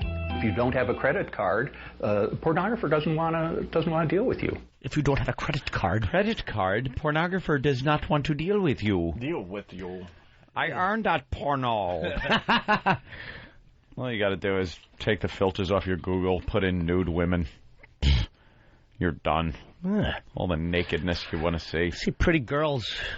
Beautiful girls. Beautiful girls. When I was a kid, I stole Wee Magazine with Pia Zadora on the cover just to see her right. nipples. Oh, you Was that the one where she was in the bathtub? That was fucking I don't remember. No. All right, Patrice, see you later. Where you going? She has to go? Yeah, hey, dog, where you going? Oh. Hey, Diddy. Okay. I can leave. No, don't leave. Come and go as you please. Come back. Yeah, go ahead. Where you going? All right, see you later. Come and go as you please. But porn isn't the only danger out there. Hatred, violence, and the means to carry out deadly schemes can all be accessed through gaming devices with an internet connection. And it doesn't make any difference whether they're portable or played on a computer in your home. There are scenes of extreme violence out there that certainly could leave a lasting psychological scar. But the greatest danger of all may be a child predator posing as another gamer. Pedophiles and people who want to hurt kids have access to them. And they do because this is a communication device. Opie's asking the kid how big his rook is. 8-year-old chess player. I'm 8. Are you hung like a pawn or a king? Nothing. It's like the horsey. I'm like a horsey. It's like a horsey. It's bent. He's too young to even know it's called a knight. It's the size of a horsey. It jumps two and then 1. It makes an L. Well, there you go. My penis hooks the way a horsey moves. You know. Now we have to deal with that. All right. Yeah. PlayStation pornable. Like Jim said, take away everything then. Just take away everything. There's a hidden danger for children in everything. Sure. But we as adults, and even, I don't even mean like adults, people that could deal with things 16 years old, 17, 18, they could play these things and access porno and not be damaged by it. But because of, it could get in the hands of 8-year-olds, you got to sanitize everything. And some kids know how to use it responsibly, but why don't you just take away the the crotchless Barney panties that are popular with children? Exactly what my point was, Jimmy. Some children want to use them so they can bend over and get a tee-hee out of their friends. And uncles. Yeah. Show you their little stinky Peter. Hey, here's a guy, Mr. Torrance again. Torrance, I'm 32, and when I was a kid, we used to slip the porn magazine into a newspaper and then buy the paper, then take it to the woods and hide it in the rocks in some plastic bags. What a brilliant idea. God, it's become so easy for the kids to jack off these days. What a brilliant idea. The fucking porn in the news. All I ever did when I was a kid is my friend Scott, he had a fucking cat box full of cat shit, so I would get drunk and then take the daily paper and put all the cat shit in it and then put it back on the table so when his father opened the paper, cat shit fell on him. What a great gag. What a scumbag you are. Yeah, his dad back home after a hard day of work and open it, and 6 or 7 little cat turds would fucking fall over him. What a douchebag. I would get drunk. We'd always get drunk in his house, and I would just urinate all over his faucets. I was like big. I remember being drunk in his bathroom. I'm being drunk in his bathroom, and I'm pissing all over the mirror and his fucking faucet handles and all over the floor. Why? I don't know. It just made me laugh to do so. Why would you do that? Oh, is that funny? We might have lost your mic, pissing in a sink, man. Yeah. We lost your mic when you were moving around. Yeah, it's I don't know what you did. It's probably the connection. There you go. Just smack it a couple times. Why would it work? Perfect. Is that good? No, it's making a hissing really noise. Good. No, that one's good now. No, that one stinks. It's broken. It's busted. Well, there's a whole thing up here. Yeah, how's that, Sam? Is that on? Am I on the radio? Yes, you're on the radio. Oh, I like this one better. Makes me feel like an old-time broadcaster. You were a real fucked-up drunk. I was a naughty boy. Wow, just go start pissing on people's fucking faucets. But I mean really pissing on it. Not just a quick throw. No. Did you use the toilet at all during that session? I wouldn't have noticed it if there was there could have been a fucking flowers coming out of it for all I knew. Wow. No, why even open the fucking lid? Certainly not. God, that is funny. That is really funny. And then me and Tom Naylor would fucking get dog shit, like big wet pieces of dog shit, and put them in Glad baggies, and then throw them down the library book return slot. Some poor old lady just yeah. Oh yeah. And we threw shit without baggies too, but I mean we had to carry it for a while. She's just volunteering her stupid time. She has to deal with your shenanigans. People's books sliding down into the shit. She's just trying to shush people. Yeah, that's all. And their shitty books. Oh, we were awful at shit. Oh. All right. Wow, that is really funny. Cat shit in the newspaper rules, though. I suggest it to anyone. Because this cat shit stinks so bad, and you know there's going to be a couple of pellets of fucking litter in it. And then he just picks it up and it falls in his Do you know how surreal that is when you come home after a long day's work and you want to just read the paper, and the next thing you know there's animal shit in your lap? You know how bad that cat must have got hit? He probably thought the cat did it. Snuck over there, opened the paper and shit and closed it. And then refolded it properly. Oh, is that great? Wow, are you a fucking degenerate? I love it. I was garbage. Oh, God. Nothing was better than that. No. No. Shit in people's mailboxes. Who would do that? You were big on the shit thing. That's funniest thing I've ever seen in my life, and I mean ever. When I was 6 or 7, and my friend Mark Rosenberg, we were sitting there in the fucking grass. I love how he uses the real names. It just makes the stories that much better. Mark leaned back, and he put his hand. You've never seen a more fucking butterscotch pile of fucking wet dog shit. It was as fresh. The fucking, I'm surprised the dog wasn't actually walking away when he did it. He put his hand, he leaned back for a casual chat in the grass and stuck his hand in this pile of shit. And it's the funniest thing. I've never seen anything funnier. That was 32 years ago. And nothing has come close. Were you just doubled over crying laughing? It was incomprehensibly funny. Like, as a child, I didn't realize that anything could make you feel that kind of emotion. And that's all it took. And women think they understand what funny is. That's what funny is. Hey, God damn, that is good. Andrea Pizer. Oh, I guess she never called. Do we have an update? Are we trying to get Andrea Pizer on the... Dan? Steve? Can't get her on the phone from the New York Post? Oh. Hey, story of the day. It's time for story of the day. And remind me to tell you the stories of when we would drive by with cups and throw urine on people in New Brunswick. That was our favorite activity. We would drive around, me and my friend Luch. He was like 35 and he hung out with the teenagers. Oh, creepy guy. Yeah, he drove a fucking Volkswagen Bug, and we would drink, and I would piss into cups, and we would just drive through New Brunswick and throw it on people. And I would leave the little... Oh, we got some good ones. And I fucking had a plastic cup with a plastic lid on it, and I'll never forget there was a couple walking.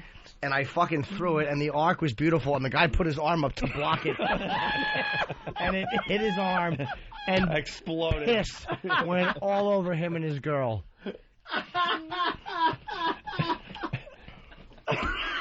Oh, would I be so fucking Oh, he had to be steamed. We would drive around with eggs and egg people all the time. I got a guy in New Brunswick. He probably remembers that. Yeah, that guy probably fucking remembers being hit, putting his arm up, and having just slow motion, having his cup hit him. And he's probably, if he's listening, he's probably told himself for the last 25 years it was beer. No, no, it wasn't. I told you. I told you guys that my friend fucking Stanley and Mike. Stanley was the bodybuilder. We were 13 playing asteroids, and Mike was 13. And so Stanley wasn't gay. He was just a fucking not a smart guy. He was a martial artist. Me, him, and Mike would just drive around in his rickety old truck, and they would show up with margarine dishes full of motor oil. And we would just go to people's open car windows and like throw the fucking motor oil all over the inside of their car on their console. Oh, you fucking scumbag. And I remember one time Stan ate some Chinese food and Mike had the hot mustard, and we saw some pretty girl, and Mike went, "Hey, whore, have some mustard." And he threw it at her, and she waved, and as she waved, the mustard hit her.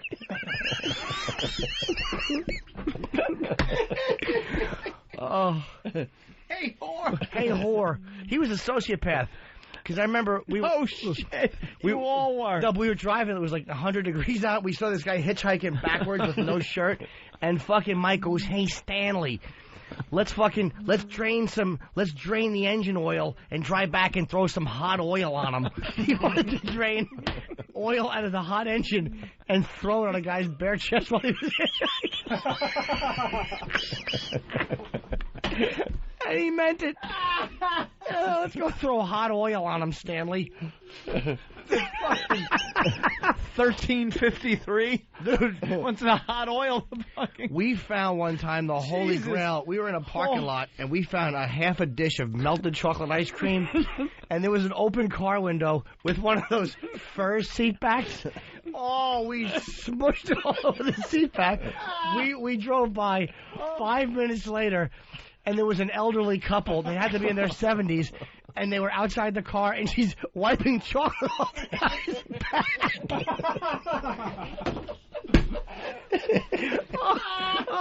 He must have been so hot under the collar. He sat down and got fucking chocolate all over his old back. Oh, it was perfect. Oh, that was a good one. all over his old back. Oh, he was, I'll never forget him standing there and her behind him just wiping at his back. Oh, you a fuck. Norton was a fucking menace. Hey, Stanley, let's go back and throw hot oil on him. Let's get a Paul in Nashville. Paul. Fucking menace. He's a menace. Paul. Fucking laugh. Paul. Yes. Go. Let's go. One of the best places to take a crap to piss someone off is to get up on the green at a golf course. Sit there and fill the hole full of shit, because you know that first golfer taps in, reaches in, grabs his ball, and gets a handful of shit. That's a good That's one. also, that's a damn good one. That's a damn good one, is right. Oh, that guy, I'll never forget the guy on the shoulder, backwards hitchhiking with no shirt. You know what is also a good one with the old person and his wife wiping his back off? How long did it take for him to sit there until he realized his back was in something? It couldn't have been long because it was fur and we coated it with melted chocolate ice cream. You understand? It was the holy grail of fun. It was hot. It was summer. Wide open window. His mistake. I wish there wasn't a statute of limitations. Fucking arrest this idiot. Oh, fuck. That was a good one. What a creep. Yeah. That wasn't even the... shit. Yeah. He was going to say that wasn't even the beginning. No, we wrote... Then we killed them. Both of them. They had the pickup truck one time, and they had a couch, a giant old sofa on it. So we set the sofa on fire and pushed it off the truck onto the highway. We were hoping a car would hit it. There's people in jail right now for 6 of the things he's talking about. Did you ever think of consequences? No, we were 13, man. No. Yeah, but I mean... Stanley should have. He was 25. Holy shit. Stanley, I don't know what Stanley was doing. I know. We had an old Volkswagen Bug in the back of a pickup truck once and took it down the road about 60, 70 miles an hour and held onto the back of the bed, and kicked this thing out. And just watched it, like, chasing the car as it was rolling. And it was so good. And we were going to do that and then just leave. But nothing happened. Like, there weren't any cops. There wasn't an explosion. People didn't come out or anyway. So we backed up, lifted it back into the truck so we could do it again. It was so amazing looking to watch this thing just roll. I remember one time, me and my friend Marvin, he was a Puerto Rican Jew, Marvin Schnoll, he was a good friend of mine. We were hitchhiking, trick-or-treating. And one guy, we knocked on his door, and he didn't have any. I don't have no candy. No. Poor fuck. So Marvin took his gum out and put it over the guy's peephole at his door. So we're out in the yard. 5 seconds later, the older man runs out and grabs Marvin and puts him in a headlock and starts punching the top of his head. And I just stood there in my Halloween costume and watched. What were you dressed as? I don't remember. Darth Vader or something. I just watched Marvin. Real evil Darth Vader. Yeah. Just watching your friend get pummeled. Yeah, well, I held a fucking bag full of pennies and Milky Ways. Oh, is that fucking funny? No, I remember what we was talking about. What was the thing you were talking about with the embarrassing stories? Remember that shit? What's the thing in school? You ever remember something that's so embarrassing to this day when you think about it, you go, ooh. We were talking about, I guess the douche chill would be the way we describe it now. We had a talk one night about those moments. They're not embarrassing like, yeah, I farted and this chick smelled it. Not exposure type embarrassing. Things where, like, wow, who I am is just garbage. Yeah. Like, humiliating little moments. Ugh. And for me, one of them...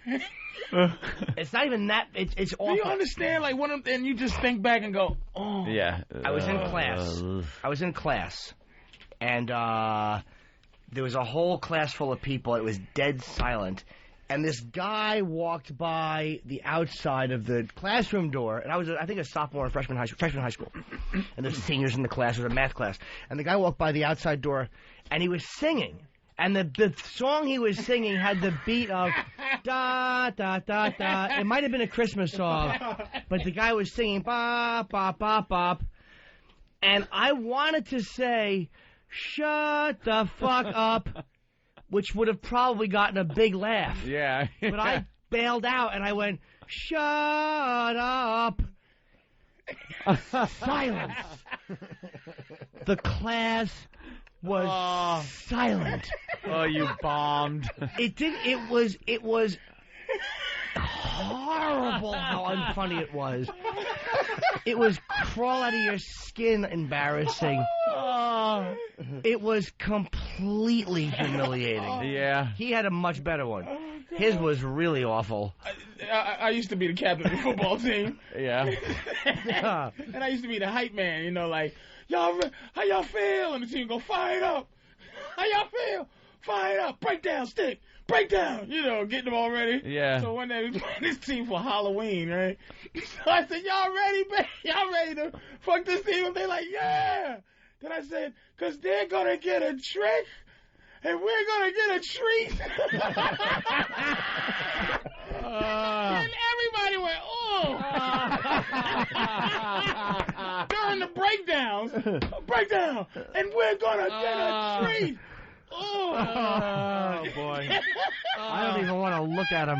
Did they just lose on purpose? They said, what the fuck? We won, but it was like, they just took away all my power with that. I would just let you get hit all the time, the whole game. Were you embarrassed? Oh, how embarrassing. This was 18 years ago, and it was the worst. Oh, is that embarrassing? All right, listen, let's get the story of the day so we get out of here. Oh. Just when you thought you heard it all today, listen to this lovely thing. And then we'll do line of the day. 45-year-old special ed teacher Lucy Baldwin has been arrested. The teacher at Michigan Avenue Elementary School is being accused of abusing an 11-year-old student who has Down syndrome and is autistic. The student and teacher were seen by a witness teacher on the floor, what appeared to be wrestling around. According to the police report on October 30th, another teacher witnessed Baldwin being very rough with the boy who refused to sit down. The witness tells police Baldwin grabbed the boy's shirt, ripping 2 buttons off. Then she saw Baldwin a second time struggling on the floor with the child. The student suffered several bruises and abrasions all over his body. He was taken to the school nurse, then police and DCF were called immediately. Speaking with witnesses involved and also the doctor's examination, there was no indication that the child was out of hand or out of line. A doctor with DCF determined excessive force was used. We knocked on Baldwin's door, but she didn't want to talk after bonding out of jail. Last week, she was removed from the school pending the outcome of a police investigation. The child was okay. Then he immediately went home and put a fork in a light socket. It's probably the best thing that happened to him all day. Of course. Little dodo bird. By the way, somebody from Full Blown AIDS in Boston, I love Single Jimmy. Why? They love Single Jimmy. I don't mind being. I've been single for a long time, man. I'm very infrequently in relationships. Basically saying you're on fire today, and they think it's because you're single again. No, I haven't slept. I've been up since yesterday. Yeah, that kind of gets you punchy. I like it. Punch drunk. Same thing with me. If I'm tired, I'll be like, "How was the show?" I get home. How was the show? Oh, hysterical. I don't remember what I said. Shut up. Shut up. They're gonna get a trick. The fuck up. Would have worked. I would have killed in a class to here. I would have gotten booted. Yeah, but that would have got a 9. You'd have gained like that legendary status too. Another bad time for me was, and he couldn't believe that I bombed here, but I bombed in a movie theater during Revenge of the Nerds, horribly. Some guy was yelling stuff and getting big laughs. And I chimed in and yelled out a couple of things, and neither one of them got a 1 even. And my friend, the last one, I forget what one of them was, but I remember one of them, there was a massage going on, and I yelled, "That's cum he's rubbing into your back." Oh, my God. It's so that is the funniest. Norton had, when we was talking, Norton had 4,000 stories, and it's like, you know how you talk to somebody and they immediately get what the fuck you're talking about? Because I was just like, I just was watching a football game thinking back to that moment, and it makes me it makes me shudder. You don't want to be that guy. It just makes me shudder. Some of the things that I would do awkward with bitches, and it just, and Norton had so many stories of just, like, you just go, oh, no. And the trick-or-treat one is it for me, or the time that I had a college professor who had a bad limp, and I did poorly in his class, but I loved his class, and every time I would see him, I would go, "Hey man, I really love your class and you're a great teacher." And he got tired of hearing it, so one day I was coming to say, "Man, I really love," and he turned around and limped away from me as I was telling him what a great teacher he was. Shit. And I just was like, "Oh my God, I never forgot that. I was fucking 18 years old." Obviously, you never forgot it. It just hurt my heart, and then when I think about it, it just makes me go, "Oh." But trick or treat, it's because the team was fired up. Y'all ready? Go! Yeah. How y'all feel? How y'all feel? Break down. They're gonna get a trick, and we're gonna get a treat. Oh, it's Halloween. Fuck you. We're not going for that shit, you fucking Oh, is that awful? Oh, man, never forgot that shit. Wait, what was the one I was just telling? What was the one I was just saying? I forgot. Revenge of the Nerds? Oh, that was awful. Oh, the worst part was I yelled that out, and it got such a 0, and my friend Bill was sitting next to me, and he went, "Shut up, Jim." I embarrassed my 13, 14-year-old friends. Let's go to Bill in Texas. Hey, Bill, what's up? Hey, what's up, guys? What's up? All right, so Patrice, you had me fucking pissing my pants with a story, and it reminds me, I'm playing football, I'm the captain of the defense, and I'm the fucking minority, but I can remember all the plays, so I'm the fucking captain. So we're going to play this team, big rival. I'm getting the defense pumped. I just get done watching the movie The Program, and I tell the guys, keep in mind, 9 of them brothers. I tell them, all right, guys, let's peel these fucking niggas' caps back. And I just get blank fucking stares from everyone. And I'm thinking, hey, we're okay. Ready? Break. And that's the fucking end of that one. Very good. You can go all day. Time for the line of the day. Sponsored by BowDogFight.com. Log on and watch American fighters battle for the right to represent the U.S. in a bout against the Russians, all on BowDogFight.com. A mixed martial arts tournament and docu-reality unlike any seen before. We got 2 runner-ups today. That's correct. Here's the first runner-up. And then we sliced the tomatoes and the woutons. Hey, now you're with us. I like this. Woutons and tomatoes. Well, hold on, let's hear more of Julia Brain of Childs. Fuzzy, what's up? Very good, Jimmy. Yeah. With the runner-up line of the day, here's the second runner-up line of the day. This is a cucumber. You cut up for the lettuce. That's how you do it. You cut up a little bit each time. You see, it's so good here. His thumb's getting shorter each time. He doesn't even notice the dope. Holy crap. And at the end of the meal, he just throws it all on the ceiling. And it's done.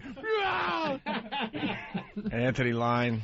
Runner-up line of the day. Was that for Anthony or Patrice? It was like a dude. Okay, Yeah. That was both great lines. Yeah, absolutely. And great assists. Finally, here is today's line of the day.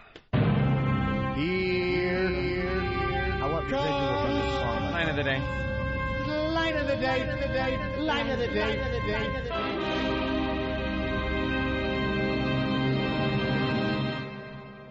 And the chicken right now is filming a show called How to Get Away from a Retard.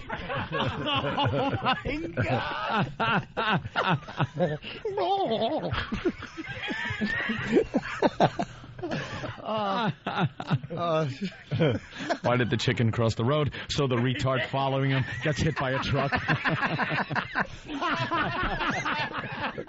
Is that a combo platter, too? Yeah, another combo platter. Nah, it's Anthony. I had this set up, but I might get the assist. Jimmy with the bounce pass. Yeah, that's all it was. Jimmy inspired me. And with the slam dunk. So the retard following gets hit by a truck.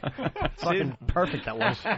That audio guy gave us a lot of fodder, and we got part 2 tomorrow. Well, tomorrow we have the retard audio. Oh, no, Jimmy. I got to go look at houses today. I got to go home. I got to go home. And we have other stuff. Yeah. The man, tomorrow we have to do the man who used the bug to get a woman to disrobe. Right. Read the promo for the video contest. And we have other things. Ooh, we have a little promo to do. Ooh. O&A video contest sponsored by HotMovies.com. Winner will be announced on December the 15th of this year, 2006.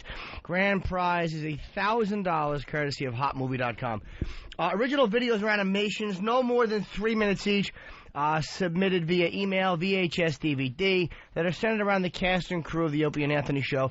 You go to OpieandAnthony.com for details. Videos are going to be judged on originality, humor, and relevance. Yes. To the O&A show. It's sponsored by HotMovies.com. Get in, get off.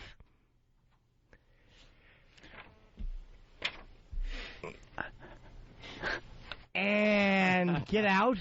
HotMovies.com. Open to listeners 18 and older. Very good. Well, Opie has gone to look at apartments. He's looking at just go ahead, Than. You want to sit there for a second. Mansions. Just pretend for a second. Go ahead. Just for a second. Don't be shy. His ass crack has still got the seat warm. Oh. Yeah. How do you like it? A lot. Does it fit? A lot. Suits you? You like that, huh? Fan, why don't you shut up? Shut up. Speaking of tricks, I'm going to go to Craigslist and get one when I get home.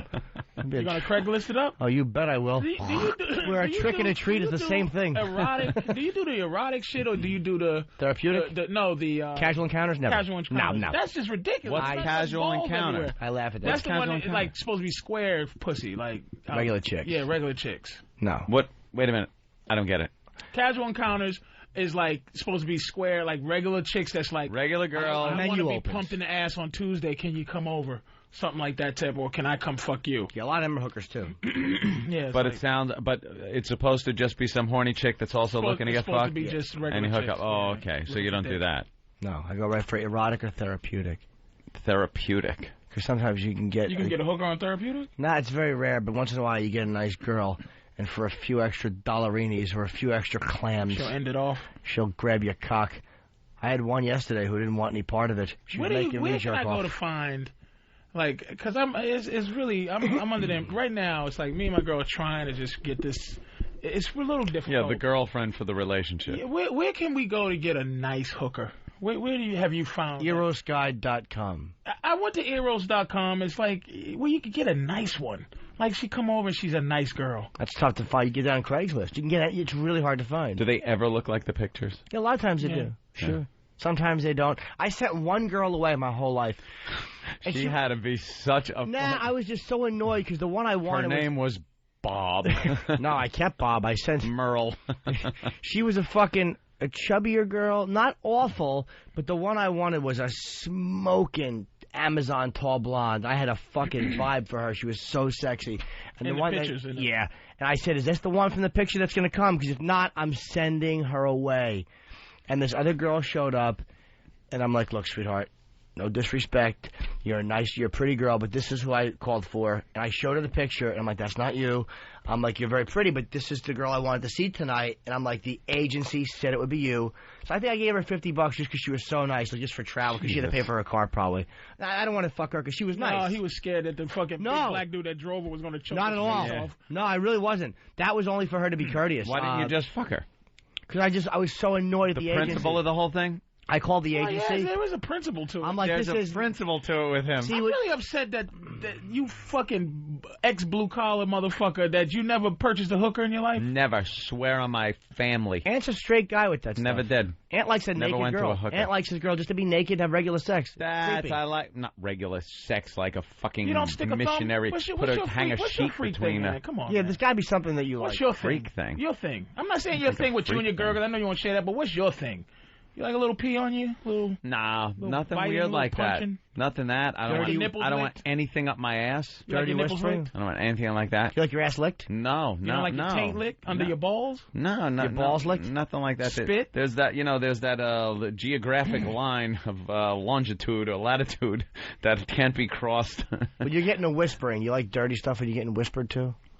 No, the talking doesn't really... What's your thing? thing. There's not a big talking thing. What or do you anything. do? And I don't like the way you're trying not to be a piece of shit. No. You look at your goatee. I like fun. That says you got a problem. Fun, different positions are cool where you can get a good look at things. Like I like looking at stuff.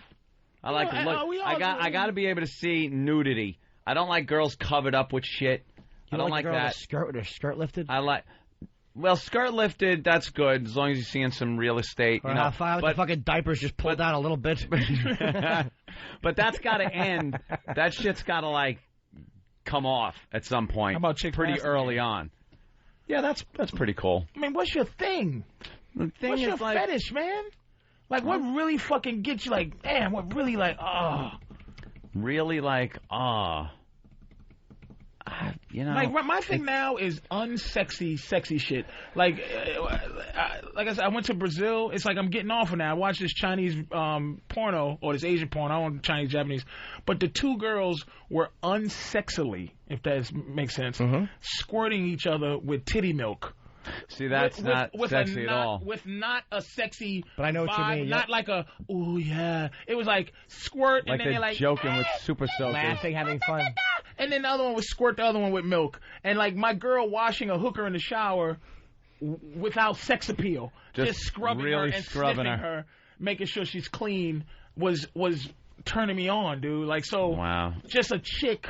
walking around, if I can get 4 girls to just walk around my house naked for no reason, eating food, watching television, just being, and pee with the door open, and just being there nude with no sex appeal, I think that's just right now that's fucking jerk off. I have that to a certain degree too, where I like a massage therapist who's kind of square and regular to go over the edge, because when you go so full circle with perversion.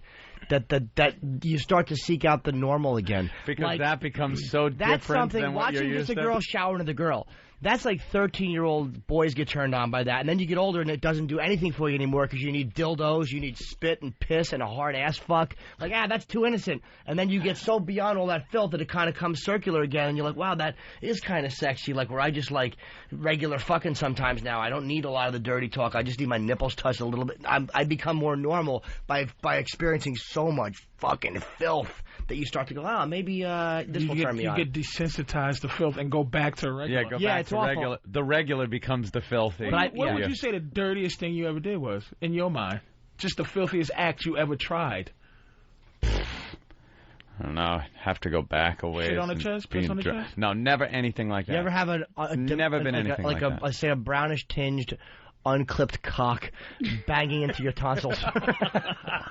Brownish tinged? Unclipped cock. An unclipped third world cock down. Did you ever have a Blatino straddling your face? A Blatino. I can honestly say no. That has never happened. Just not because you two are fucking you two are way out there. I used to think I used to think Norm was hideous in terms of piss. Now the shit thing, I can't go to the shit thing because the human shit. It's just worse. If you nothing ever see human sexy shit about in the street, any type of shit. Human shit is the worst thing I've ever seen. I looked at a human fucking piece of shit that was laid out by the parking garage every day for a year. I wished after a year I had taken a picture of it every day to watch it decompose slowly. But every day I had to walk by and go, some homeless guy and you could tell right where it was in a corner, so he found the perfect place to lean and take that fucking big log of human shit. It's the worst, and I don't know how you had to be disgusted. With the idea of it before you did it. Oh, who isn't? What did you do? What would any consumer do? You take it in the mouth and you jerk off, and then you rinse for an hour and question everything. I watched a shit video, one of those shit videos, and it just did nothing for me. And those little white girls were shitting out giant alligators, just muffins. It's and I was unfucking watchable. This is disgusting. But a little pee, and I told him about this, and he explained to me what it did. Because I told him I was in London when I used to go to England all the time, and it was just an unceremonious place. You just walk around late night in this shitty English. Everything's dusty, nothing's clean, and I'm just walking around, and I'm sad and lonely, and I was walking to the store to get some fucking cookies. I was ready. I was on killing myself mode, like fucking cookies and fruit punch. I'm gonna kill myself. So I'm walking through, and I see this drunk, beautiful girl, tall, just go behind a dumpster and squat, and she fired out a laser beam piss like Star Wars. Like it wasn't sexy. You heard it sizzle coming out. And I got so uncontrollably horny. Like I got that kind of horny. Like I had to run home because I was shaking in my fucking boots at how horny I was, like animal horny. And I was asking Norm because I knew he was in the piss at the time, but he was like, because it's naughty. And it made sense. It's just because she's not supposed to do that. You probably could have fucked her. A girl with the caliber that's pissing out the but she was behind a dumpster. Was like a model.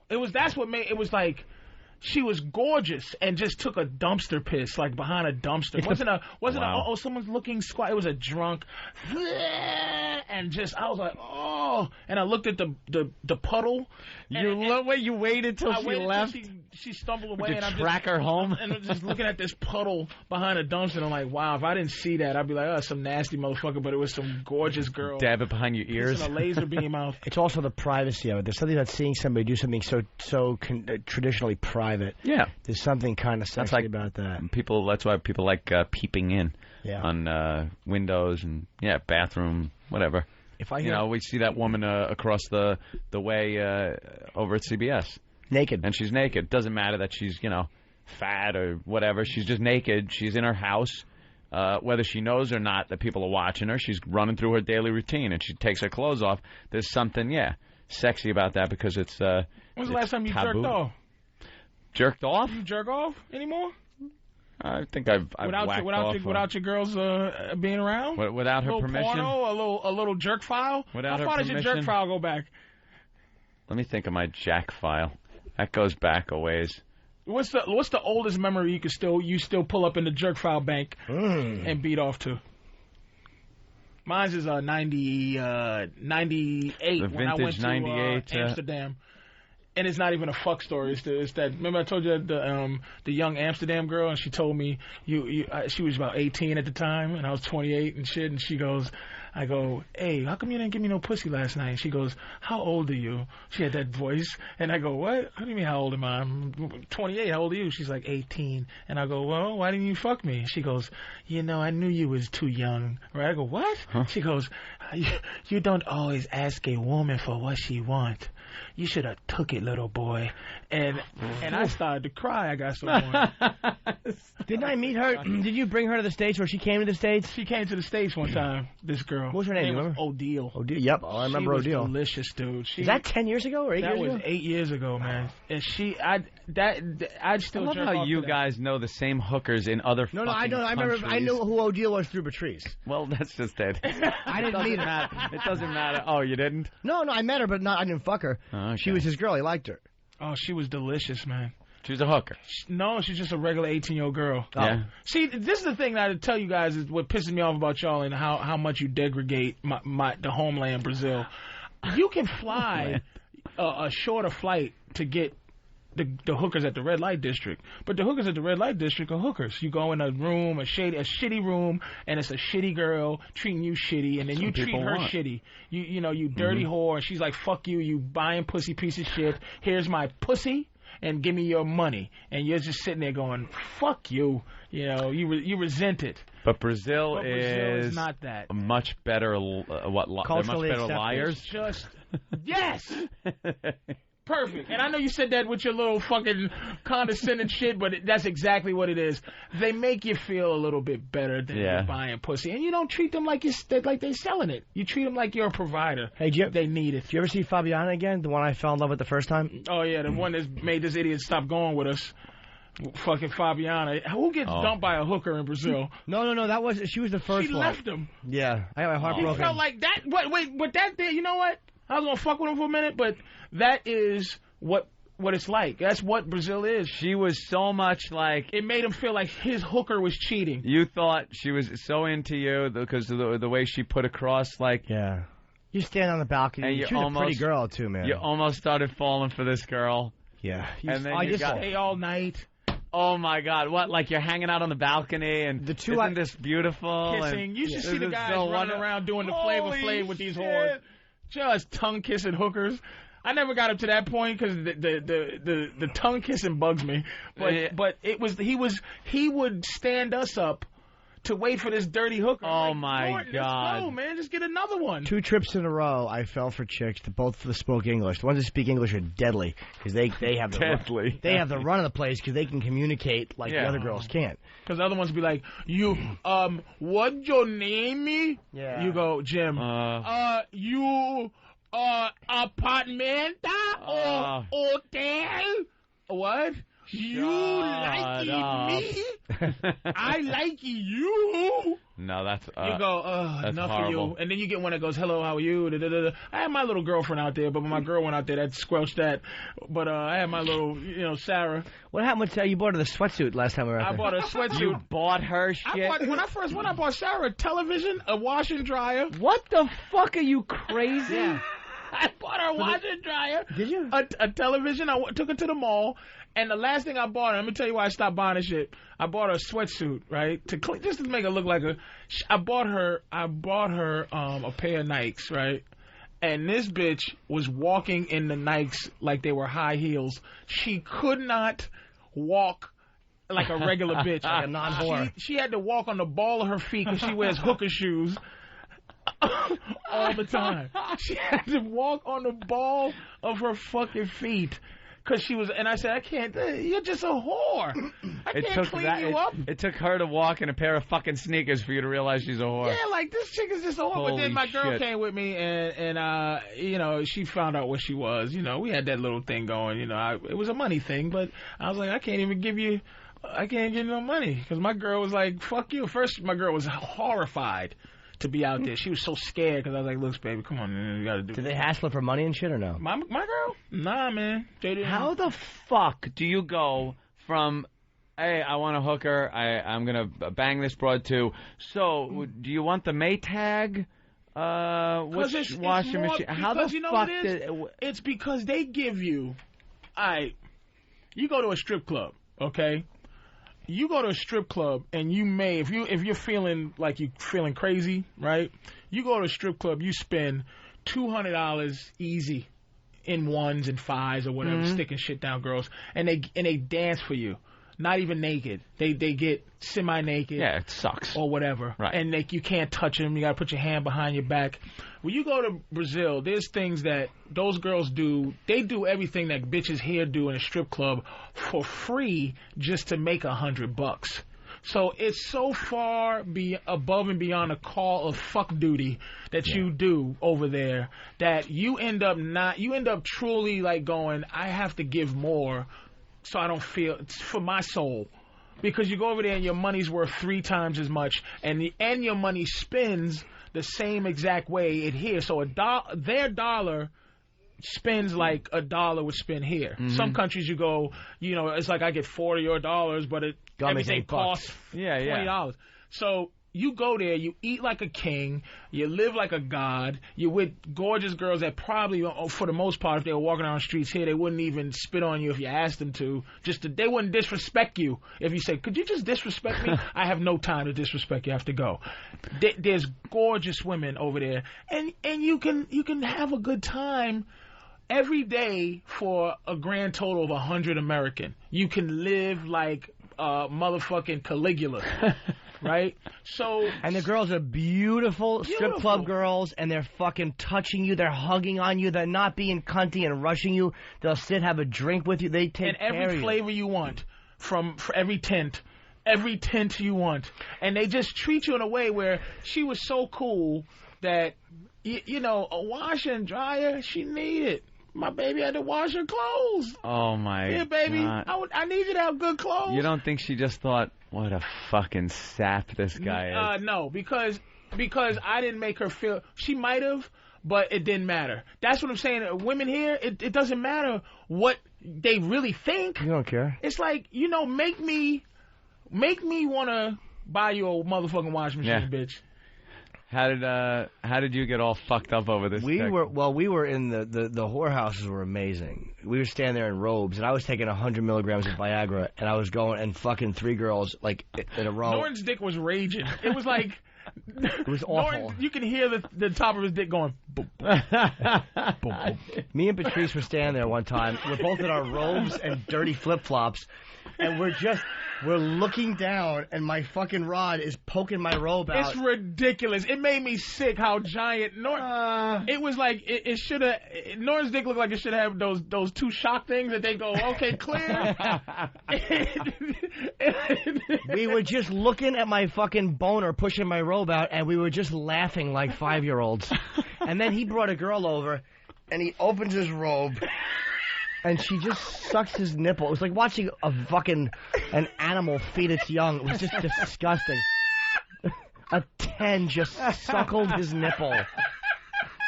It was such Sodom and Gomorrah. As I pulled it out as if she was supposed to do that. Yeah. I'm just sitting around in this too small robe and these hot girls, and I'm sitting there and see what it is like they're so good at wrapping you up into this fantasy land where you.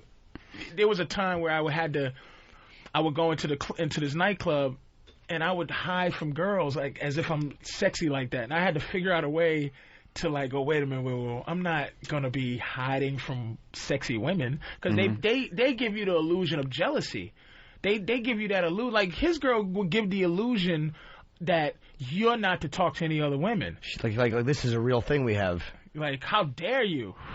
But it's like. But what it is I used to get out of that by going, look, is the pussy free? The word gracias. I knew how to talk to hookers, so it'd be gracias. It's like basically I would learn how to say, if the pussy is free, then you can say some shit like that. But if I got to give you a dime, bitch, and I'm paying for everything. So it got to a point where I would have 3 or 4 girls that I'd pay and keep around, and they would all hate each other, and I would just feel amazingly like a pimp. But I was paying them. They all got 50 to be there, and they all just sit there saying, that 150 could be mine, and you're giving 50 apiece. And I go, shh, you can all go if you like, because I can replace you easy.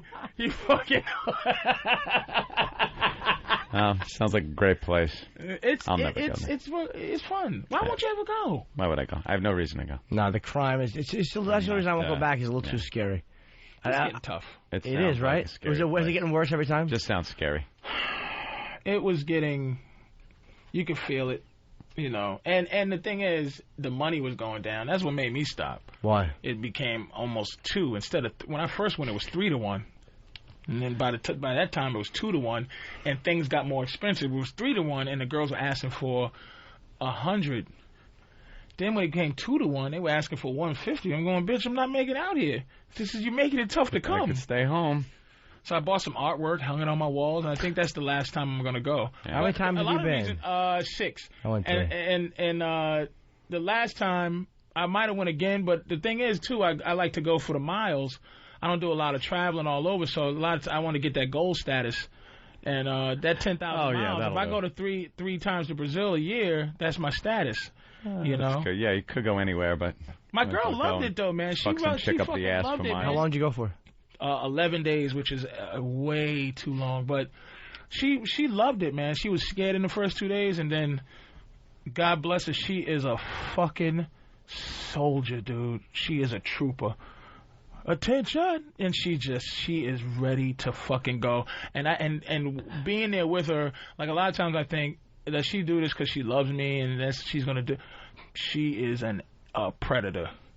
I am, really? Dude. I love it. She is a fuck. I really fell in love with her and went to Brazil. You two could be like one of those serial killer couples. Those couples that like kill people, and then there's pictures of them right after you kill people, just laughing and drinking at the bar and having fun and shit. When she first got there, she's like, "Oh my God, I feel so bad for them," and she was all like, "Give her extra," and she was all gentle. Give her extra. By the end of the day, right, like the whole routine, I would just get in the shower with a chick. And she would go, the girl's like, no. And she like, this bitch won't let you get in the shower. Get this bitch out of here. And she's like, she gotta go. Tell her to leave in the bullshit. Like she would, because I spoke a little of the Portuguese. She said, tell this bitch to get over scrammo, right? She was gangster by the end, scrammo. So I said, sweetie, she was running shit by the end of it, because I looked at the girl like, and I gave her 50. She said, what the fuck you give her $50 for? You gotta save that for another bitch. Get this bitch out of here. She was, by the end of the time, my girl was a full-fledged dude. Like, she didn't fuck around, dude. Did she go to the Terminus? She went to one. Not Monte Carlo. There's one called, is that where you're picking Quattro by shoes? Quattro. That's where they come out, and we had a great time there. I went into the room with 2 girls, and my credit card didn't go through. I got fucked up for a minute. I had to use somebody else's credit card and shit and pay him back. But went in there. And, yeah, what do you do if you can't pay in Brazil? Probably take your dick and flush it down the toilet or something and kill you. What does that come up on on a credit card? Like if your friend York Steakhouse, fucking Tim Pork Chop Hut, half a cow.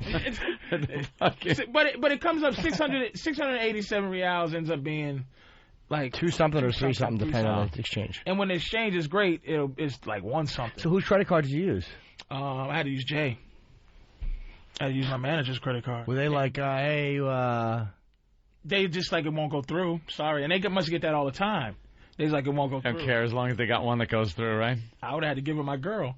I would have been like, delicioso. Nah, get the fuck out of here. All right. Where you going? I have a meeting with my financial guy. You fucking millionaire, you sicken me. It's a big fucking pain in the ass thing. Bye, everyone. Insurance stuff. Oh, yeah, that's and true. You got to end it like a awful thing. Yeah. Well, Opie just left. That's how that works. Yeah. We just leave. And then I'll look at Pal Talk, and I'll see what people said, and I will permanently ban people that have bashed us. I banned one guy. One guy wrote, Anthony just seems to ramble when Opie's not there. And I went, okay, ramble this, asshole. He is now never, ever getting back into the Pal Talk room. Fuck him. All right, gentlemen. I'll see ya. Yeah, Patrice. Parking lot. Where's your car? Yeah, I'll. Me and Patrice never talk on the sidewalks. Let me say. Running through it. Bye, Ant. Talking. Take it easy, Jimmy. Bye, Jim. Ant's got room. Okay. Just looking to see if I should bounce anybody. I've heard both of them by themselves. They need each other. I bounced him. Ant rambles a lot. Yeah. Never heard the Ant Show argument. No, I've never heard that. I'm old school enough to say I was around before. This guy it was the same guy. I bounced him. And he's the only one bashing me. Well, good. Now you'll never hear the show on Pal Talk again. Buy XM now, you cheap fuck. Oh, sorry. We're still in the air? Okay. We'll see you all tomorrow. Thank you, and have a nice day.